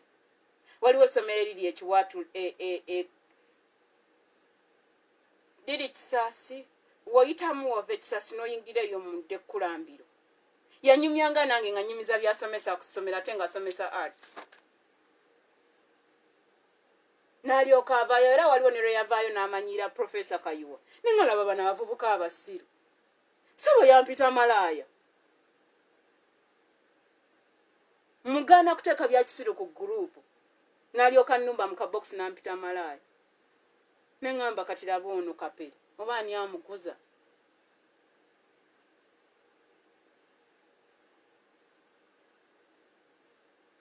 Parents, you encourage your kids to drink alcohol, to dress up naked.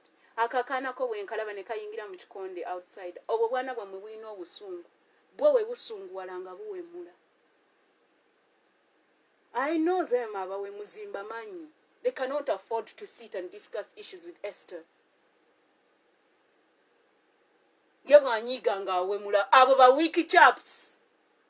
Those are weak boys and girls. Bwewera nga mutalo n'omuntu n'awemula. Just know lina weakling. Just keep quiet and leave them win. And they think they've won. It's only weaklings who abuse. Because agenda kulaba nga takusobola nagamba kankuwemule kantugwe. Those are done by weak chaps. Omuntu awaayiriza and they don't pay for their mistakes. They are weak. Eno gye tulaga tebasobola.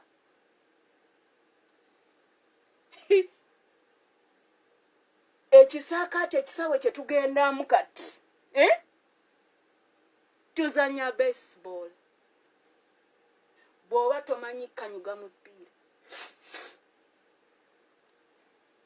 Tugenda kuba emipiira mu. Genda osoma Isaiah yonna ogimaleyo 60 weeyambe. Omale ogenda osome Isaiah 40 because before Isaiah 60 Isaiah 40 yesooka.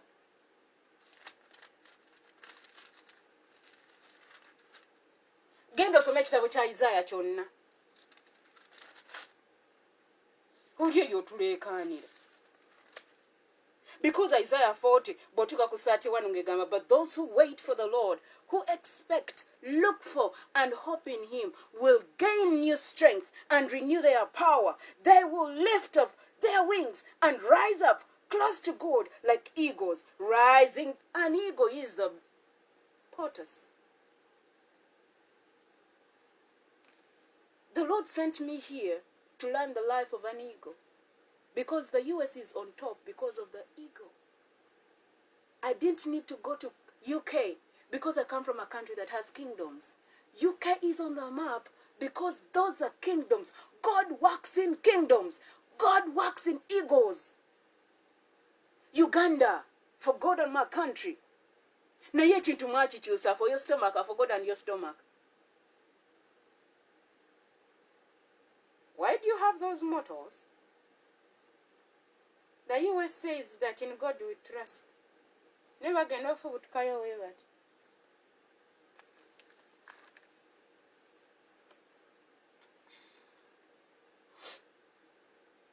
Mukyabona nnyo mugume. Mukwano mugume. Olowooza okusomerako ebweru. Okubeera ne masters ne degree kikutwala mu ggulu. Olowooza okufumbira omusajja omugagga okuzaala abaana kikutwala mu ggulu gwe. Hey! Aye maawe. Bw'ava ku 40 n'agamba they will lift up their wings and rise up close to God like eagles, rising toward the sun. They will run and not become weary. They will walk and not grow tired. Omwana ali mu Isaiah 40 togenda musobola. Nga tagisoma busomi ng'agitambuliramu bw'ati. Bwe ntandika okudduka tojja go. Tolaba nti oli mufumbo. Tolaba nti olina abaana. Tolaba nti olina omulimu okola ne gavumenti mmwe mutambula mu mawanga. Tolaba nti nze nkola eno mu stowa y'emmere. Gw'oli engineer. Nange ndi engineer. Okola mu Boeing oba okola mu civil aviation.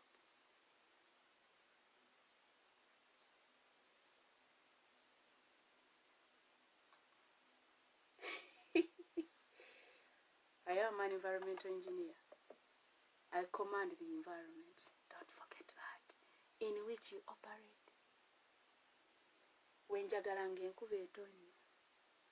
Bwenjagalanga gwaka. Bwenjagalanga omuliro gwa. Isaiah 41. Listen to me in silence, you islands and coastlands, and let the nations gain their strength. Let them come near, then let them speak. Let us come together for judgment and decide the issue between us concerning the enemy from the east.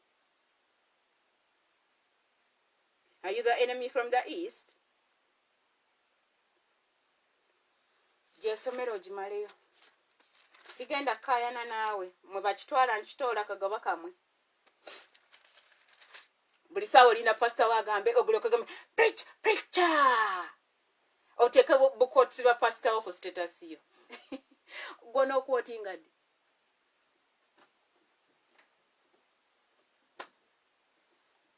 Behold my servant, Isaiah 42. Behold my servant whom I uphold, my chosen one in whom my soul delights. Does the Lord delight in you? Does he? Are you God's servant that he delights in? Oba osomesaako kisomese n'ojjayo oluzungu awo ne bakuba engalo n'agamba preacher. Mwana wa maama muyina oluzungu mbatunuulireeyo babikoosi emizimu gigenda kuwalula nga pasita otaliiwo. Esther kyaggwa dda. Kyakola kitya maama? Yes, bwe yafa ne kiggwa. Nga toyina love for people. You choose who to love. Mama ina sente. Mwana wa mama. You're just lucky. Sente zo tezina gwe ziyamba. Kubanga teziri mu liquid form.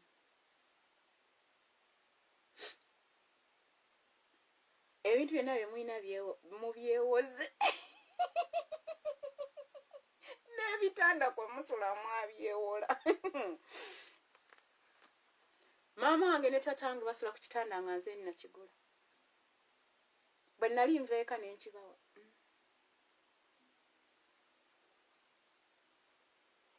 Entebe ziri mu nnyumba ya kitange.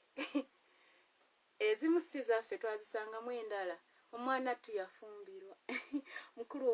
Mwala omukulu, mwala wa mwami Zakayo omukulu. Anti ffe taata waffe azaala buli kiramu. Kasitoba nga osomukka. Bayibuli egamba Jeremiah 32. Ndi Katonda w'abo abalina omubiri waliwo ekiyinza okunnema. Taata wange yafulumya omwana. Bwe baabawa entebe ne bagamba nedda. Wa mukadde zaake. I tell you.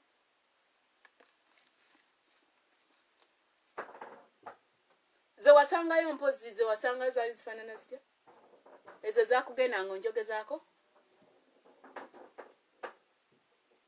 Nze nazimba toilet, please, tobiddanga namu. Nazimba ekizimbe kya rooms 2-3 mu 2009.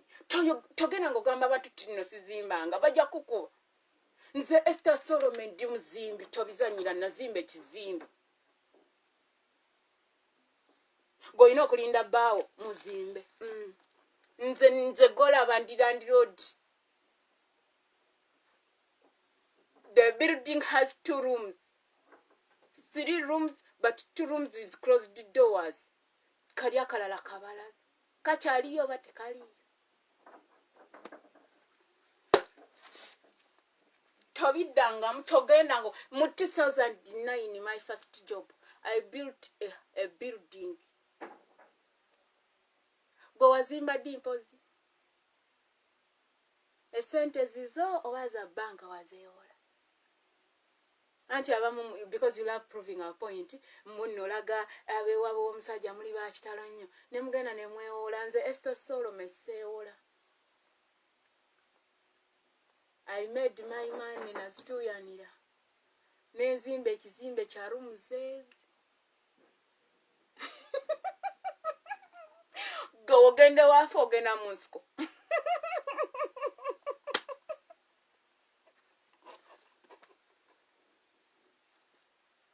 Iye nange nazimba. Era byogenda ogamba abantu ndizizimbangako. Anazimba kalina ina watandikira.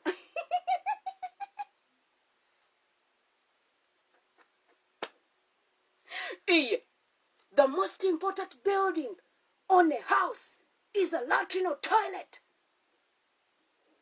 The first important thing you build on a plot of land is a toilet or latrine.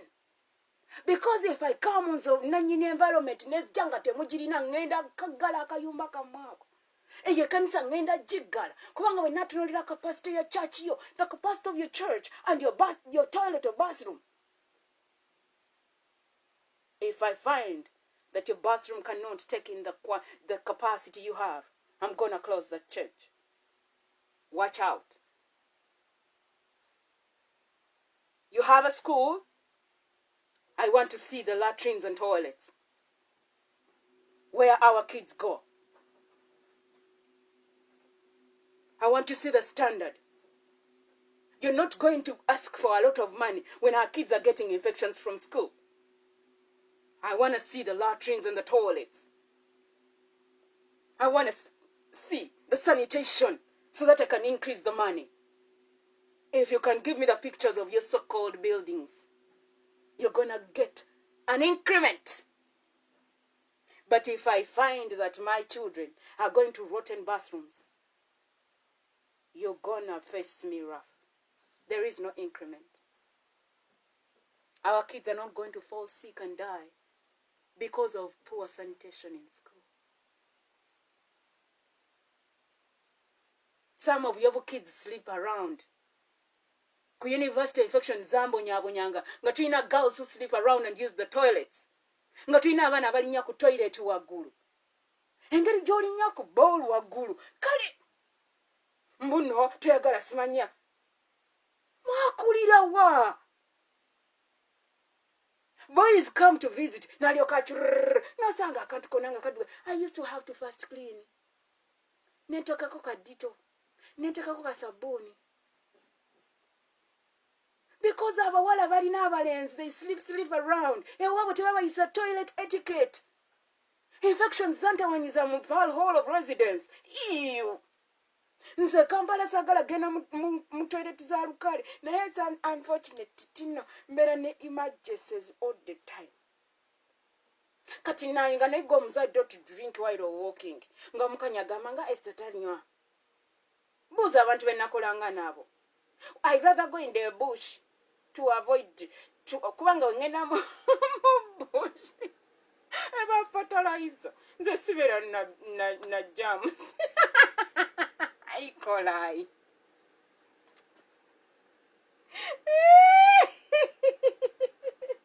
I used to travel a lot during work.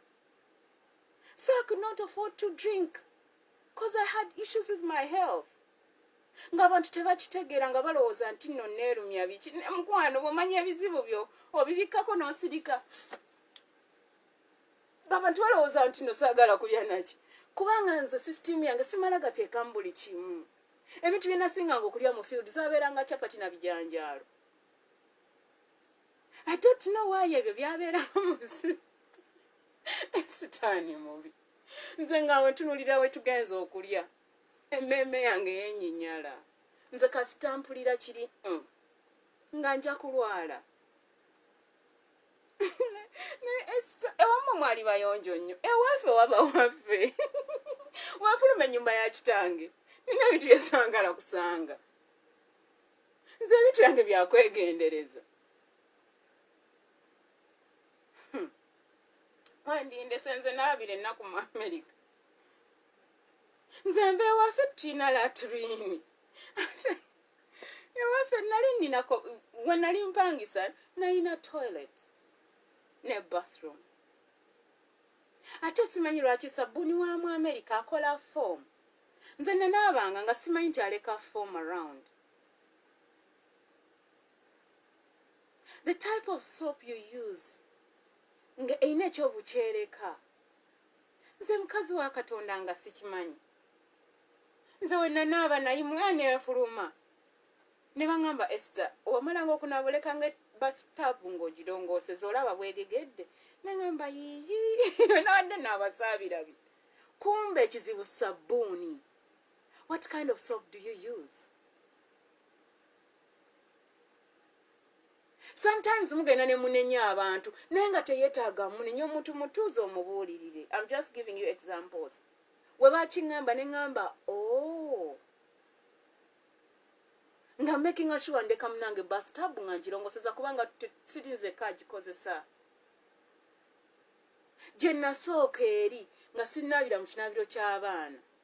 Twatukozesa same bathroom. Naye olw'okuba kati nga sabbuuni ng'ali different. Nze lwe banga noteeka engoye zange mu washing machine ne baŋŋamba sigattamu n'ez'abaana. Ne ŋŋamba nze nasooka ne ntekamu nga simanyi. Ne nsanga ng'engoye zange baziggyeemu. Mukyova okunnyonnyonnyola tebannyonnyonnyola. Kwegamba najja ne jams okuva e Uganda. Jjukira nali mulwadde kwegamba nga ndabikira ddala jams. Nze baŋŋamba lwe baali bangoba baŋŋamba baatutta omwana ne bamukebera nga there is something strange in the blood. Tebaamanya nti omuntu gwe bagamba ebintu I'm sensitive. I think beyond my nose. Ne bagamba omwana mbu takyetaaga kubeera nange. Waliwo ebintu by'olimba omuntu mwegendereze. Nze Esther Solome nze siri mwana wa nkoko. Nze nakimanyi ekigenda mu maaso. First of all, the growth of that girl changed when I came to that house. Kati nga baali tebalina ngeri gye bangobamu nti fuluma ogende. Baali balina okunoonya ensonga zonna ze bakozesa to throw me out. Era maama lwe yankubira essimu n'aŋŋamba gye amannya gange mu immigration toddangamu n'okwogera ne bba wange. Awo we yeeweerayo, and all my doubts were right. Ne mugamba nnyabo nsaba kunsonyiwa. Ne mugamba simanyi bwe bakikola naye nja kukikola. Ne nkubira abagezi bemmanyi abategeera ebintu bya Amerika ne bannyamba. Ne nkikola naye kyali tekikoleddwa because I was supposed to stay in the US for 120 days, but you say address yange. Ne nkikola somehow, ne mukubira screenshot, ne ngimusindikira emulaga nti sikyali ku address ye. Naye ng'omuntu akola ebyo, banneegayirira. Baatuma omuntu amanyi ne bamugamba tugambire mukwano gwo bw'aba yafunye visa ajja atulerere ku mwana. Ugandans, be careful. Bwe mwafulumya ebigambo ate mubifulumya bulala. Mubigambo omuntu ansanze mu nnyumba z'okukyala adda Canada. Ne bamugamba nti no nabakole ndowooza yababuza omuwala. Ne bagamba omuwala yadduka ne boyfriend we.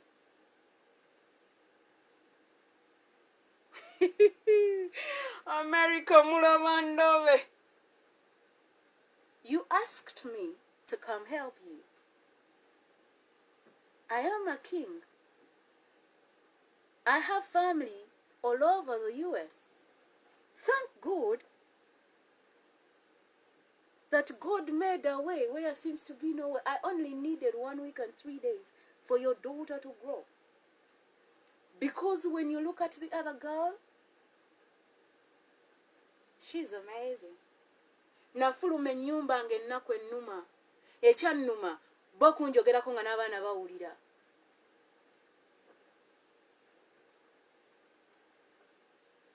Neŋŋamba Mukama nkoze ntya. Ne nnyingira mu lutalo olw'okwenenya. Nsabira abaana baabwe. Because I never want that young girl to go through what I've gone through. Neŋŋamba, it's not the fault. Whatever their parents did, it's not their fault. She's an innocent girl. I am someone's daughter. The way you want your daughters to be treated is the way you should treat other daughters. I have a father and a mother who are struggling with their health. I take care of my parents. You can't give kunti satisa mungenda COVID esimu store bajigale. Bajigale ki? Olw'okuba wawulidde rumor nti bakugambye nina COVID. You don't have any results.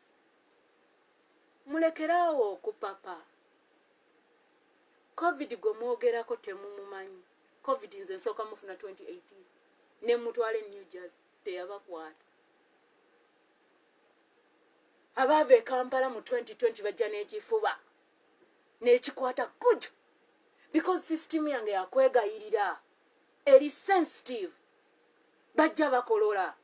Nze olwatandika okukolola nga simanyi nti ekika kijja. February 2020, the last 4 days. Mama, I went to the clinic. They approved me that I'm COVID-free. Ne bampa mask. Ne bampa eddagala. Era bwe nava mu ddwaliro saddamu kulaba bantu balala.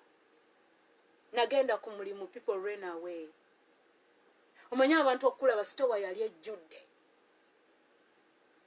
Nga nagenda ekyantwala ku mulimu nali nina ebintu bye njagala okumaliriza. Nali nina okujjayo kubanga I was renewing my eligibility to get treatment from the free clinic. Kati nga nina ebipapula bye neerabira okufuna ku mulimu, pay stamps zange kye kyantwalayo. Because nze bwe ndwala ebintu nga ssenyiga kifuba, ebyange tebinkola bulungi. People saw me and everyone ran away. Nze COVID bagenda omwogerako nga sibimanyi ng'akubye China. nayambala masiki nga tetukirowooza nako nti bagenda kuggalawo. 4 days I couldn't stay alone. Nga nsula wansi ng'obumese bumpitako mu basement. Nenkubira mukwano gwange. She comes from Togo. Nemugamba, Didi, I'm sick. I need help. I can't be alone. Omunauganda gwe nali naye nanvuga ne tusisinkana Didi. Kubanga eri nali siyinza kuddayo kubanga bwe nalwalanga ekifuba n'essenyiga nga bagamba nze mbireese ngenda kusiiga abalala.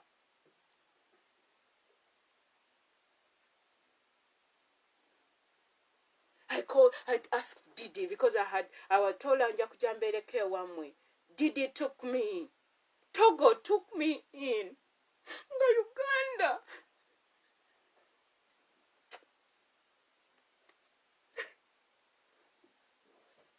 Do you know how much that house is blessed? Didi took me in. She was staying with her mother. She's the firstborn. Now she's taking a firstborn of a Ugandan family.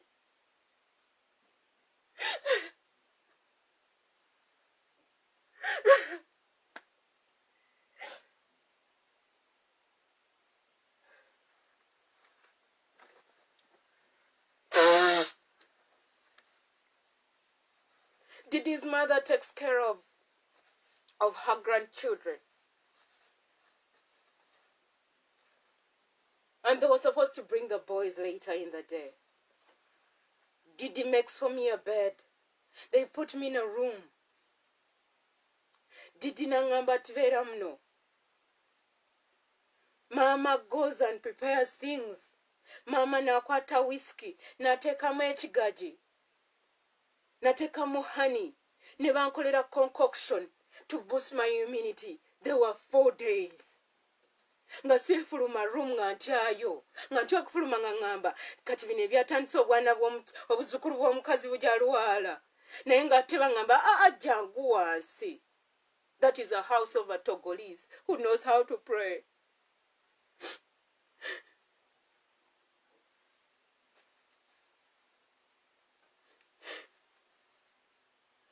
I stayed in the room. Didi would come back. I would wait for her. They cooked for me. Nendya ku mmere ennungi. Nga ndi mulwadde.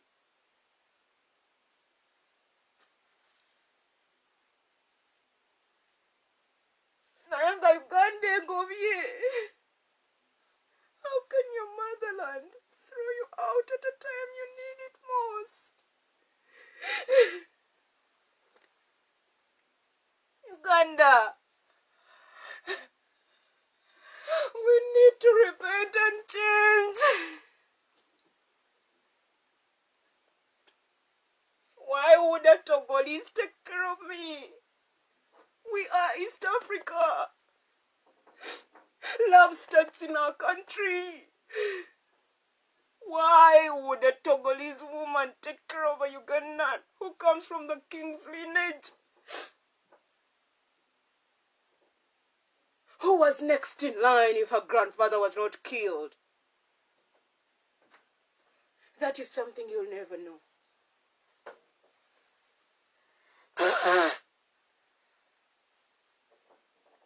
Do you know how blessed that house is? They plait my hair. Didi buys things and gives me. She's the woman that gave me the other book we use for devotion. There was a time the church asked Olivia and told her that Esther stays with Didi. Then she sends a message for her. She does her things her way. Then she's like, Esther, you stay with Didi. I told her, Olivia, just go to church and serve your God. Leave church people alone. If they cannot call me, if they don't know how they apologize when you disrespect people, if they don't know how to cover up, if they are going to cover their sin with the gospel, that's their problem to deal with. I told her, no one should tell you where I am because no one knows where I am. I've never left Virginia. Why would I leave? Church members, when you hurt a soldier, don't add salt in the wound. Don't make people make more mistakes. Stay in your lane.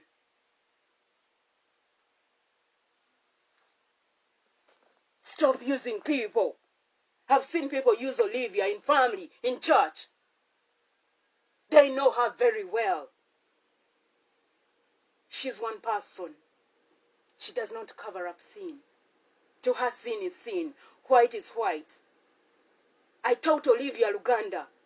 I taught Olivia how to curry, to stay with other people. I told her you can't handle the council room. Because yakugambirawo. No sex before a marriage kitesako tomunyumiza. Tedye yomboge namugamba mbu wagudde biki. That is her. When I got to know her on that level, sirekaana naye. Ye tekimugana kugamba ng'omugenyi ali awo nakugamba atokola mirimu wano yakinkolako. Nemuzeba nemugamba Olivia, that's not how they do it. You can't send sina kyenkola mu nnyumba. Nentandika omuyigiriza ebintu. Kubanga nabeeranga naye 24/7.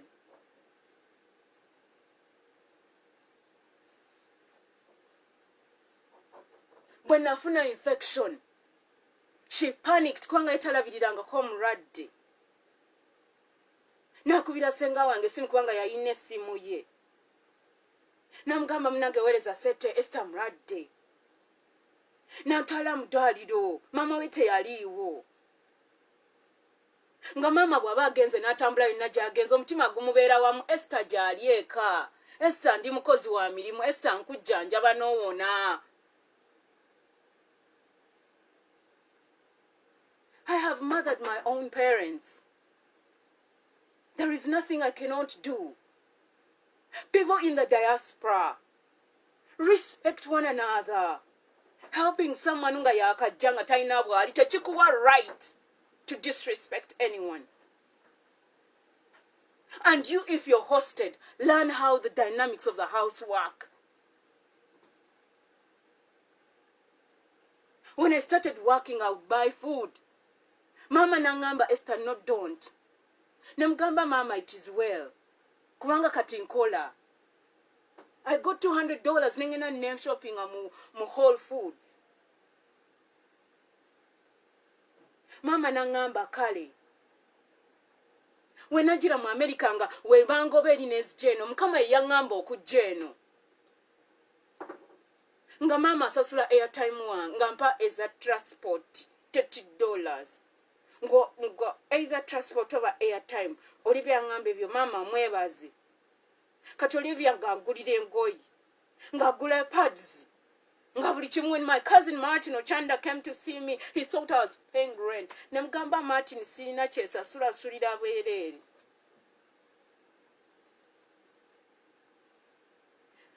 I owe them everything because Nandifu say homeless. But we are all not perfect. If you're not in a particular place, never open your mouth about anyone. Don't defend things you don't know. A woman with a reason, you have to reason at the same time. Mama, toyingiranga mu lutalo lw'abaana. Stop disrespecting people's families. Mama wange yali agenda tuyingiramu ne mugamba, Mama, don't. Ne mugamba katufuuka abasiru. Because mama wange bakukiyingiramu, Miracle Center was gonna go on fire.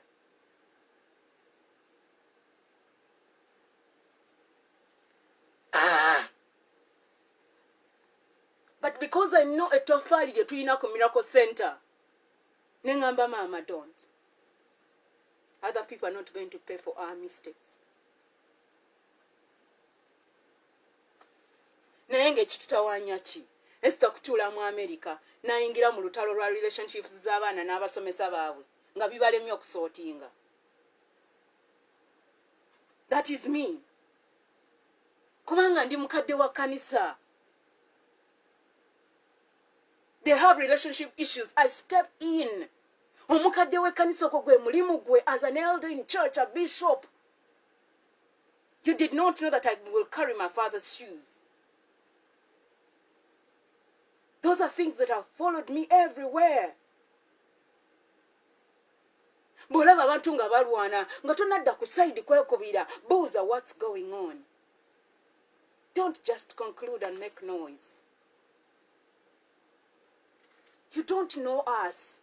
You don't know me with my family members in church. You were not there when salvation was starting in Uganda. You've been close to Pastor Robert, to Apostle Bunjo, Apostle Chimuli, Apostle John Melinda. It does not give you the right to disrespect anyone who doesn't come to your church. Because God sends his angels in different areas. Connect them to the men and women who have the same calling, who have the same power.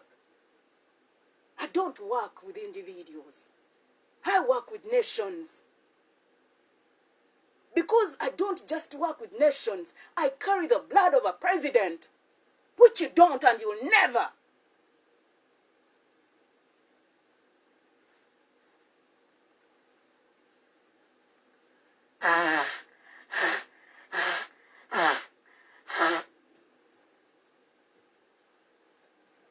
I have all the right to put a nation into order.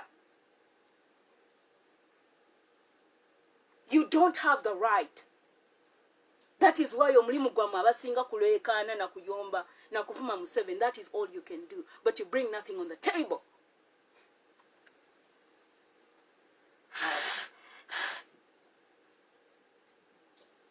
And you president, nawe bikusobera. No one is perfect. Olaba gutosobola busobozi kubeera LC wa kyalo. Olaba just kubeera buweze mukulu w'abakyala mu church kyakulema. Mukulu w'abasajja mu church olaba group, just a group za WhatsApp zibalema. Nga gwe tukuwa eggwanga gwe. I can't wait for 2026. You're gonna see.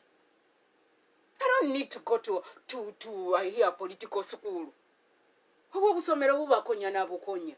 N'ofuutukayo omusajja omukulu nga toyina magezi. Omukazi omukulu ng'oyogera ebyekisiru mbu wagenda mu political school. Mbu wakola political science. Kitalo mabeere. Bwe tubanga tudiscussinga matter issues of the nation tobangayo. Sigala mu nnyumba yo weegayirire Katonda atusaasire ffenna atusonyiwe byonna.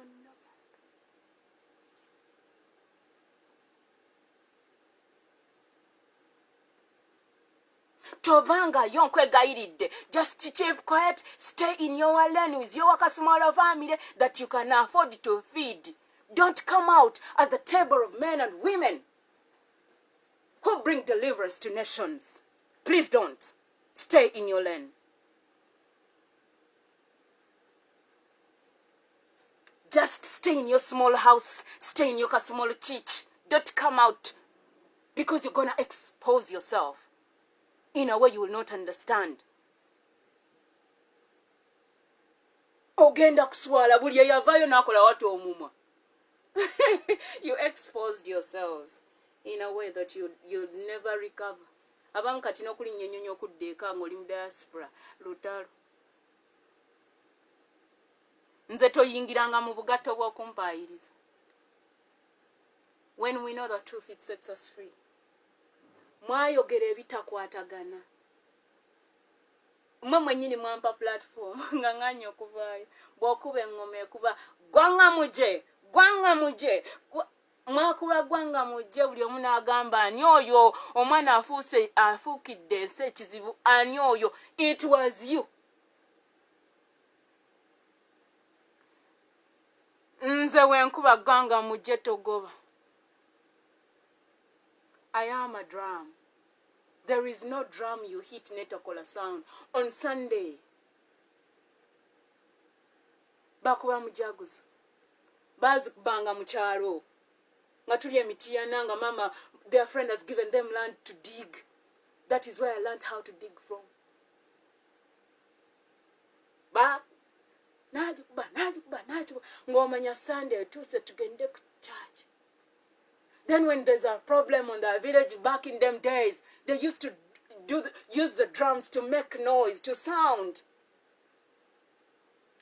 Ministers of information, back in the day there were no telephones. Nga mu lubiri bwe banakuba engoma waliyo engoma nga bw'ogikuba erina omuntu nga special. My dad is good with the drums. My dad yakulira mu lubiri. Mama waabwe olwabazaala ne babatwala mu lubiri. Tata waabwe bw'afa ensi n'ebanga. Kati y'okuba engoma. My dad is a traditional man. Nga naawe bw'oli traditional naye tobiteki. Genda musome mweyambe. Muli bubi nnyo. Musemba busembi buli lunaku gwe nosemba buli lunaku nosemba. Gwe nosemba paka ddi. You think when you make a noise, abuse the people, ng'ekifo kifuna. Ekisa kimala. Mukyabona nnyo. Boys, stop looking at your father's things. You're gonna have to work your way to the door. Olina erinnya lya taatawo. You don't have an identity of your own. You don't have legs.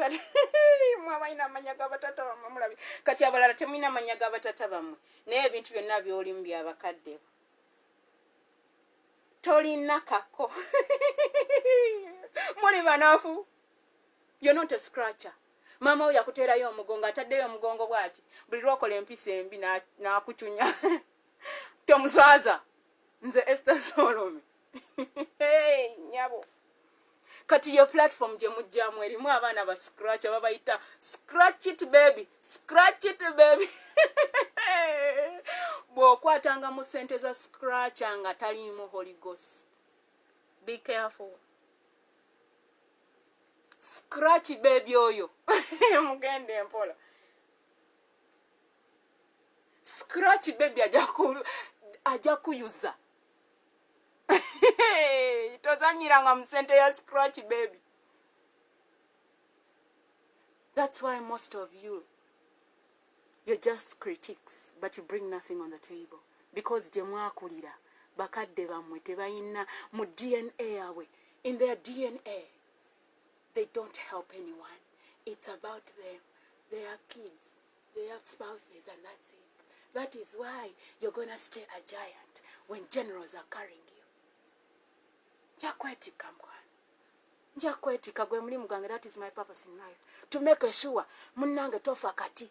To make sure wana wa buyina emmere. Nga kutekayo nga kutwalako mwana. Ati gosinga okwogera ate ffe tetumanyi Luzungu. Nga kutwalako mwana. Nja kutwala. Mkwano nja kutwala mwe muliwo kuweebwa. Baby nja kutwala. Muliwo kusharingibwa. Tujja kusharinga baby. Tugenda kusharinga gosinza abantu abangi ku social media gotegerera wiyashalu chayayu mwana. Naye just you don't have an identity.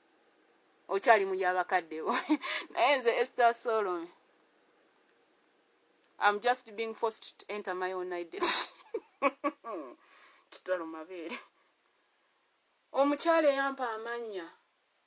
Bannange family members, omukyala yampa amanya inake yandekera. Nange ntandikira oko neeyiye. Anti sente zonna zenkoze emyaka 5. Bangamba ndabikandika ekizibu. Tebalina kye balaba kye nzikozeemu. Bannange my family members. Abaliyo nga jjajja afa. Inake yandekera nange ntandikireko. Nkimanyi mwakalya.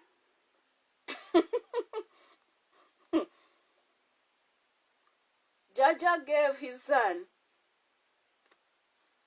a land title of 30 acres. Yamgamba, when time comes, chimpere tefa 30 acres muchikandwa. Lero luno nyabo, lero luno, alero mama luno. Tukende no timbe no luyimba nzinemu olwekyo. 30 acres. 30 acres of land in Kikandwa. Esther Solome. 30 acres. Kati mkano gangenda kunonya Yesu. Ogenda sesema 30 acres.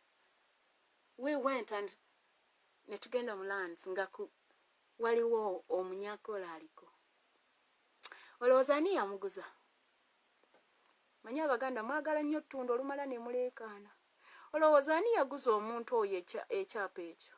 30 acres ekikandwa just below Rubaga Hospital wayitawo mu kikandwa. Olowooza ani yatunda? Gwe bw'obeera gwe olowooza ani yatunda? Ng'ate original nze njirino.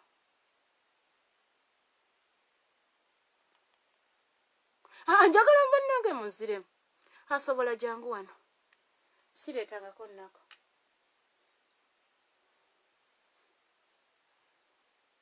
Kati njagala weegendereze ettaka ly'ogula. Making sure you have original documents. Kubanga muyina abayaayo mu lands. Asobola okola ebitakoleka. Asobola watayitika. Asobola kuletonya.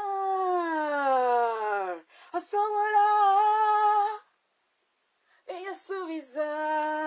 Kama we own land ekibuye. Oli kulerwe. Fufu. Asobola Janeteka. Asobola. And we cross the road towards up. Asobola. Ennyumba enkadde yali mu katale bagijawo. Asobola. Netukkirira paka kuleere. Negwaka obenzikiza nekwata. Nezakira waggulu. Manya azimanyiye namba yazo. Tulina ettaka emaddu. Okimanyi nti kuliko ba squatters. Kitiibwa.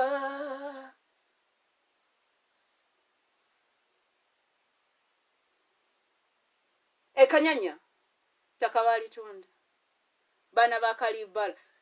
Yesu bamuyita mununuzi. Bamuyita yakuwa. 400 acres. Madumanyi bujubi. Awonyo. Naye ab'ekika ky'enseenene. Because Kalibala yasikira taata we Luwalala.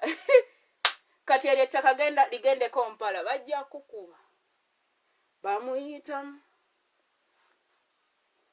Yahweh. Erinnya lye Yahweh. Parents, start telling kids the truth. Kubanga bwe munayigiriza abaana bammwe empisa nja kubaabya mwenna. Asobola okukyusa ebyagaana. Nze seddira nseenene. Asobola enseenene yezaala eŋŋoma. Naye eŋŋoma nkazi. Okuddamu okuzaala piwa. Taata w'omwana alina okuba nga maama we wa nseenene. Bamuyita Yesu. Bamuyita mununuzi. Bamuyita yakuwa.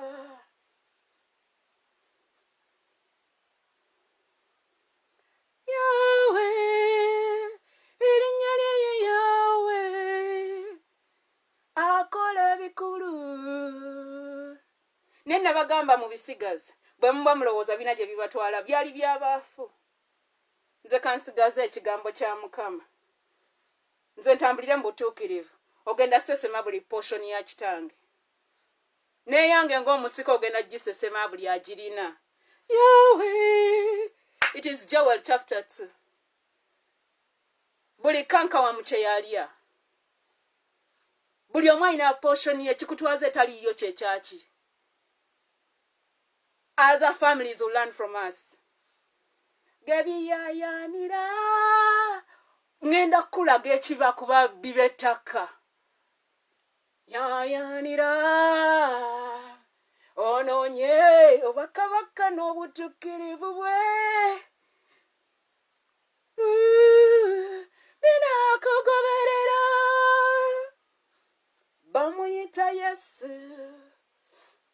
Bamuyita mununuzi. Bamuyita Yakuwa. Nga kinnalumba President Museveni nti mubbi. Abaganda tusooke tusootinge issues zaffe. Nga tetunnalumba Banyankole. Tuli balwadde. Akola ebikulu.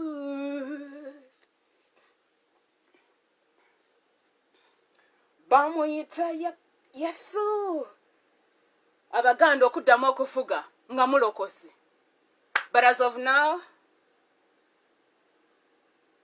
mugenda kukoma kukuleekaanana na kutambula mu mawanga genda nga mugamba abantu Museveni mubi. Nga Yesu bw'agamba, I thought mulina omusabira atereere. Naawe oyagala ntebe? Nannyini atudde mu America. So, mwesorting. Ebibbe tebyala. Museveni teyabba yalwana bulwanya gituulako. Never predecessors be.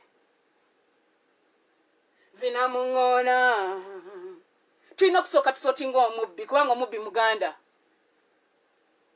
Wanika. Tezikungula n'akamu temuyina history. You're just making noise. Bakuzaala ddi? Church, you're supposed to be on top of these things. What are you doing? Bamuyita Yesu. I am covered by the blood. Toyingiranga mu kyenkola. Nga you're not covered by the blood. Yo muba critics baffe mwatule ne mugamba oyo mwola yeeyita ki? Goberero ojja kitegeera. Kansubire nti akaanako akokoza ddeko okwomberera buli ssaawa mbo baby sweetheart. She can do what I do, or he can do what I do. Let me hope they can stand and say no, daddy yakolanga bw'ati. Let me hope. Abayaye bakwesunza ofe. Batwala akamotoka ko. Bati joko. Olaba abana besunze Museveni afe. Bulina kuba musabira afe. Nangamba muyina obwongo obunaafu. Entebe gw'ojagala osabire Museveni afe. Abeewamwe bagenda okunkumuka. Oveeyo gambe Museveni abatta. Accident si Museveni. Mulina obwongo obunaafu. Enguudo zammwe. But they release money for them to be worked on. I worked. You don't work. Mkutula mu parliament kulya sente zaffe gwe mulimu. Asobola. Ante kambuuze, why should I give you a job? Gwe loko. Ngo okola gadivenga lye, mubabu bisente. Let me give the job to the expatriates bamkolera omulimu. Sigenda kuwa mulimu mbu because oli muganda wange. Osula business yange. Asobola. Ekulagira ennyanja neteeka. Gwe nja kuteeka eryobere yaaya. Nga gwoweereza omuyiko. Asobola. Paka lw'onookula n'oyiga. Nsaba Mukama nampa abasajja abeesigwa sikyamala gawa abasajja bintu. Kubanga nabo buli eyo bwesonga. Sikola na babbi. Nze zange bw'ozibba. Kiba kikolimo mu famire yo. Manya. Azimanyiye namba yazo. Zina zimuwulira. Aziyita ne ziyitaba. Zimuwa ekitiibwa. Ne zikakkana waali gwani atakakkana.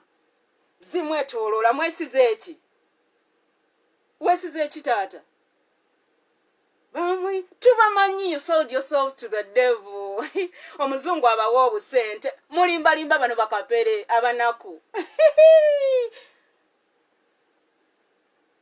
naye njagala omwoyo mutukuvu abanyambulire era agenda kubambula buli mwana ali mu ddogongo oli muvubuka ng'oyagala power. Katonda akwaddeyo chances ennaku z'omubbi gabaana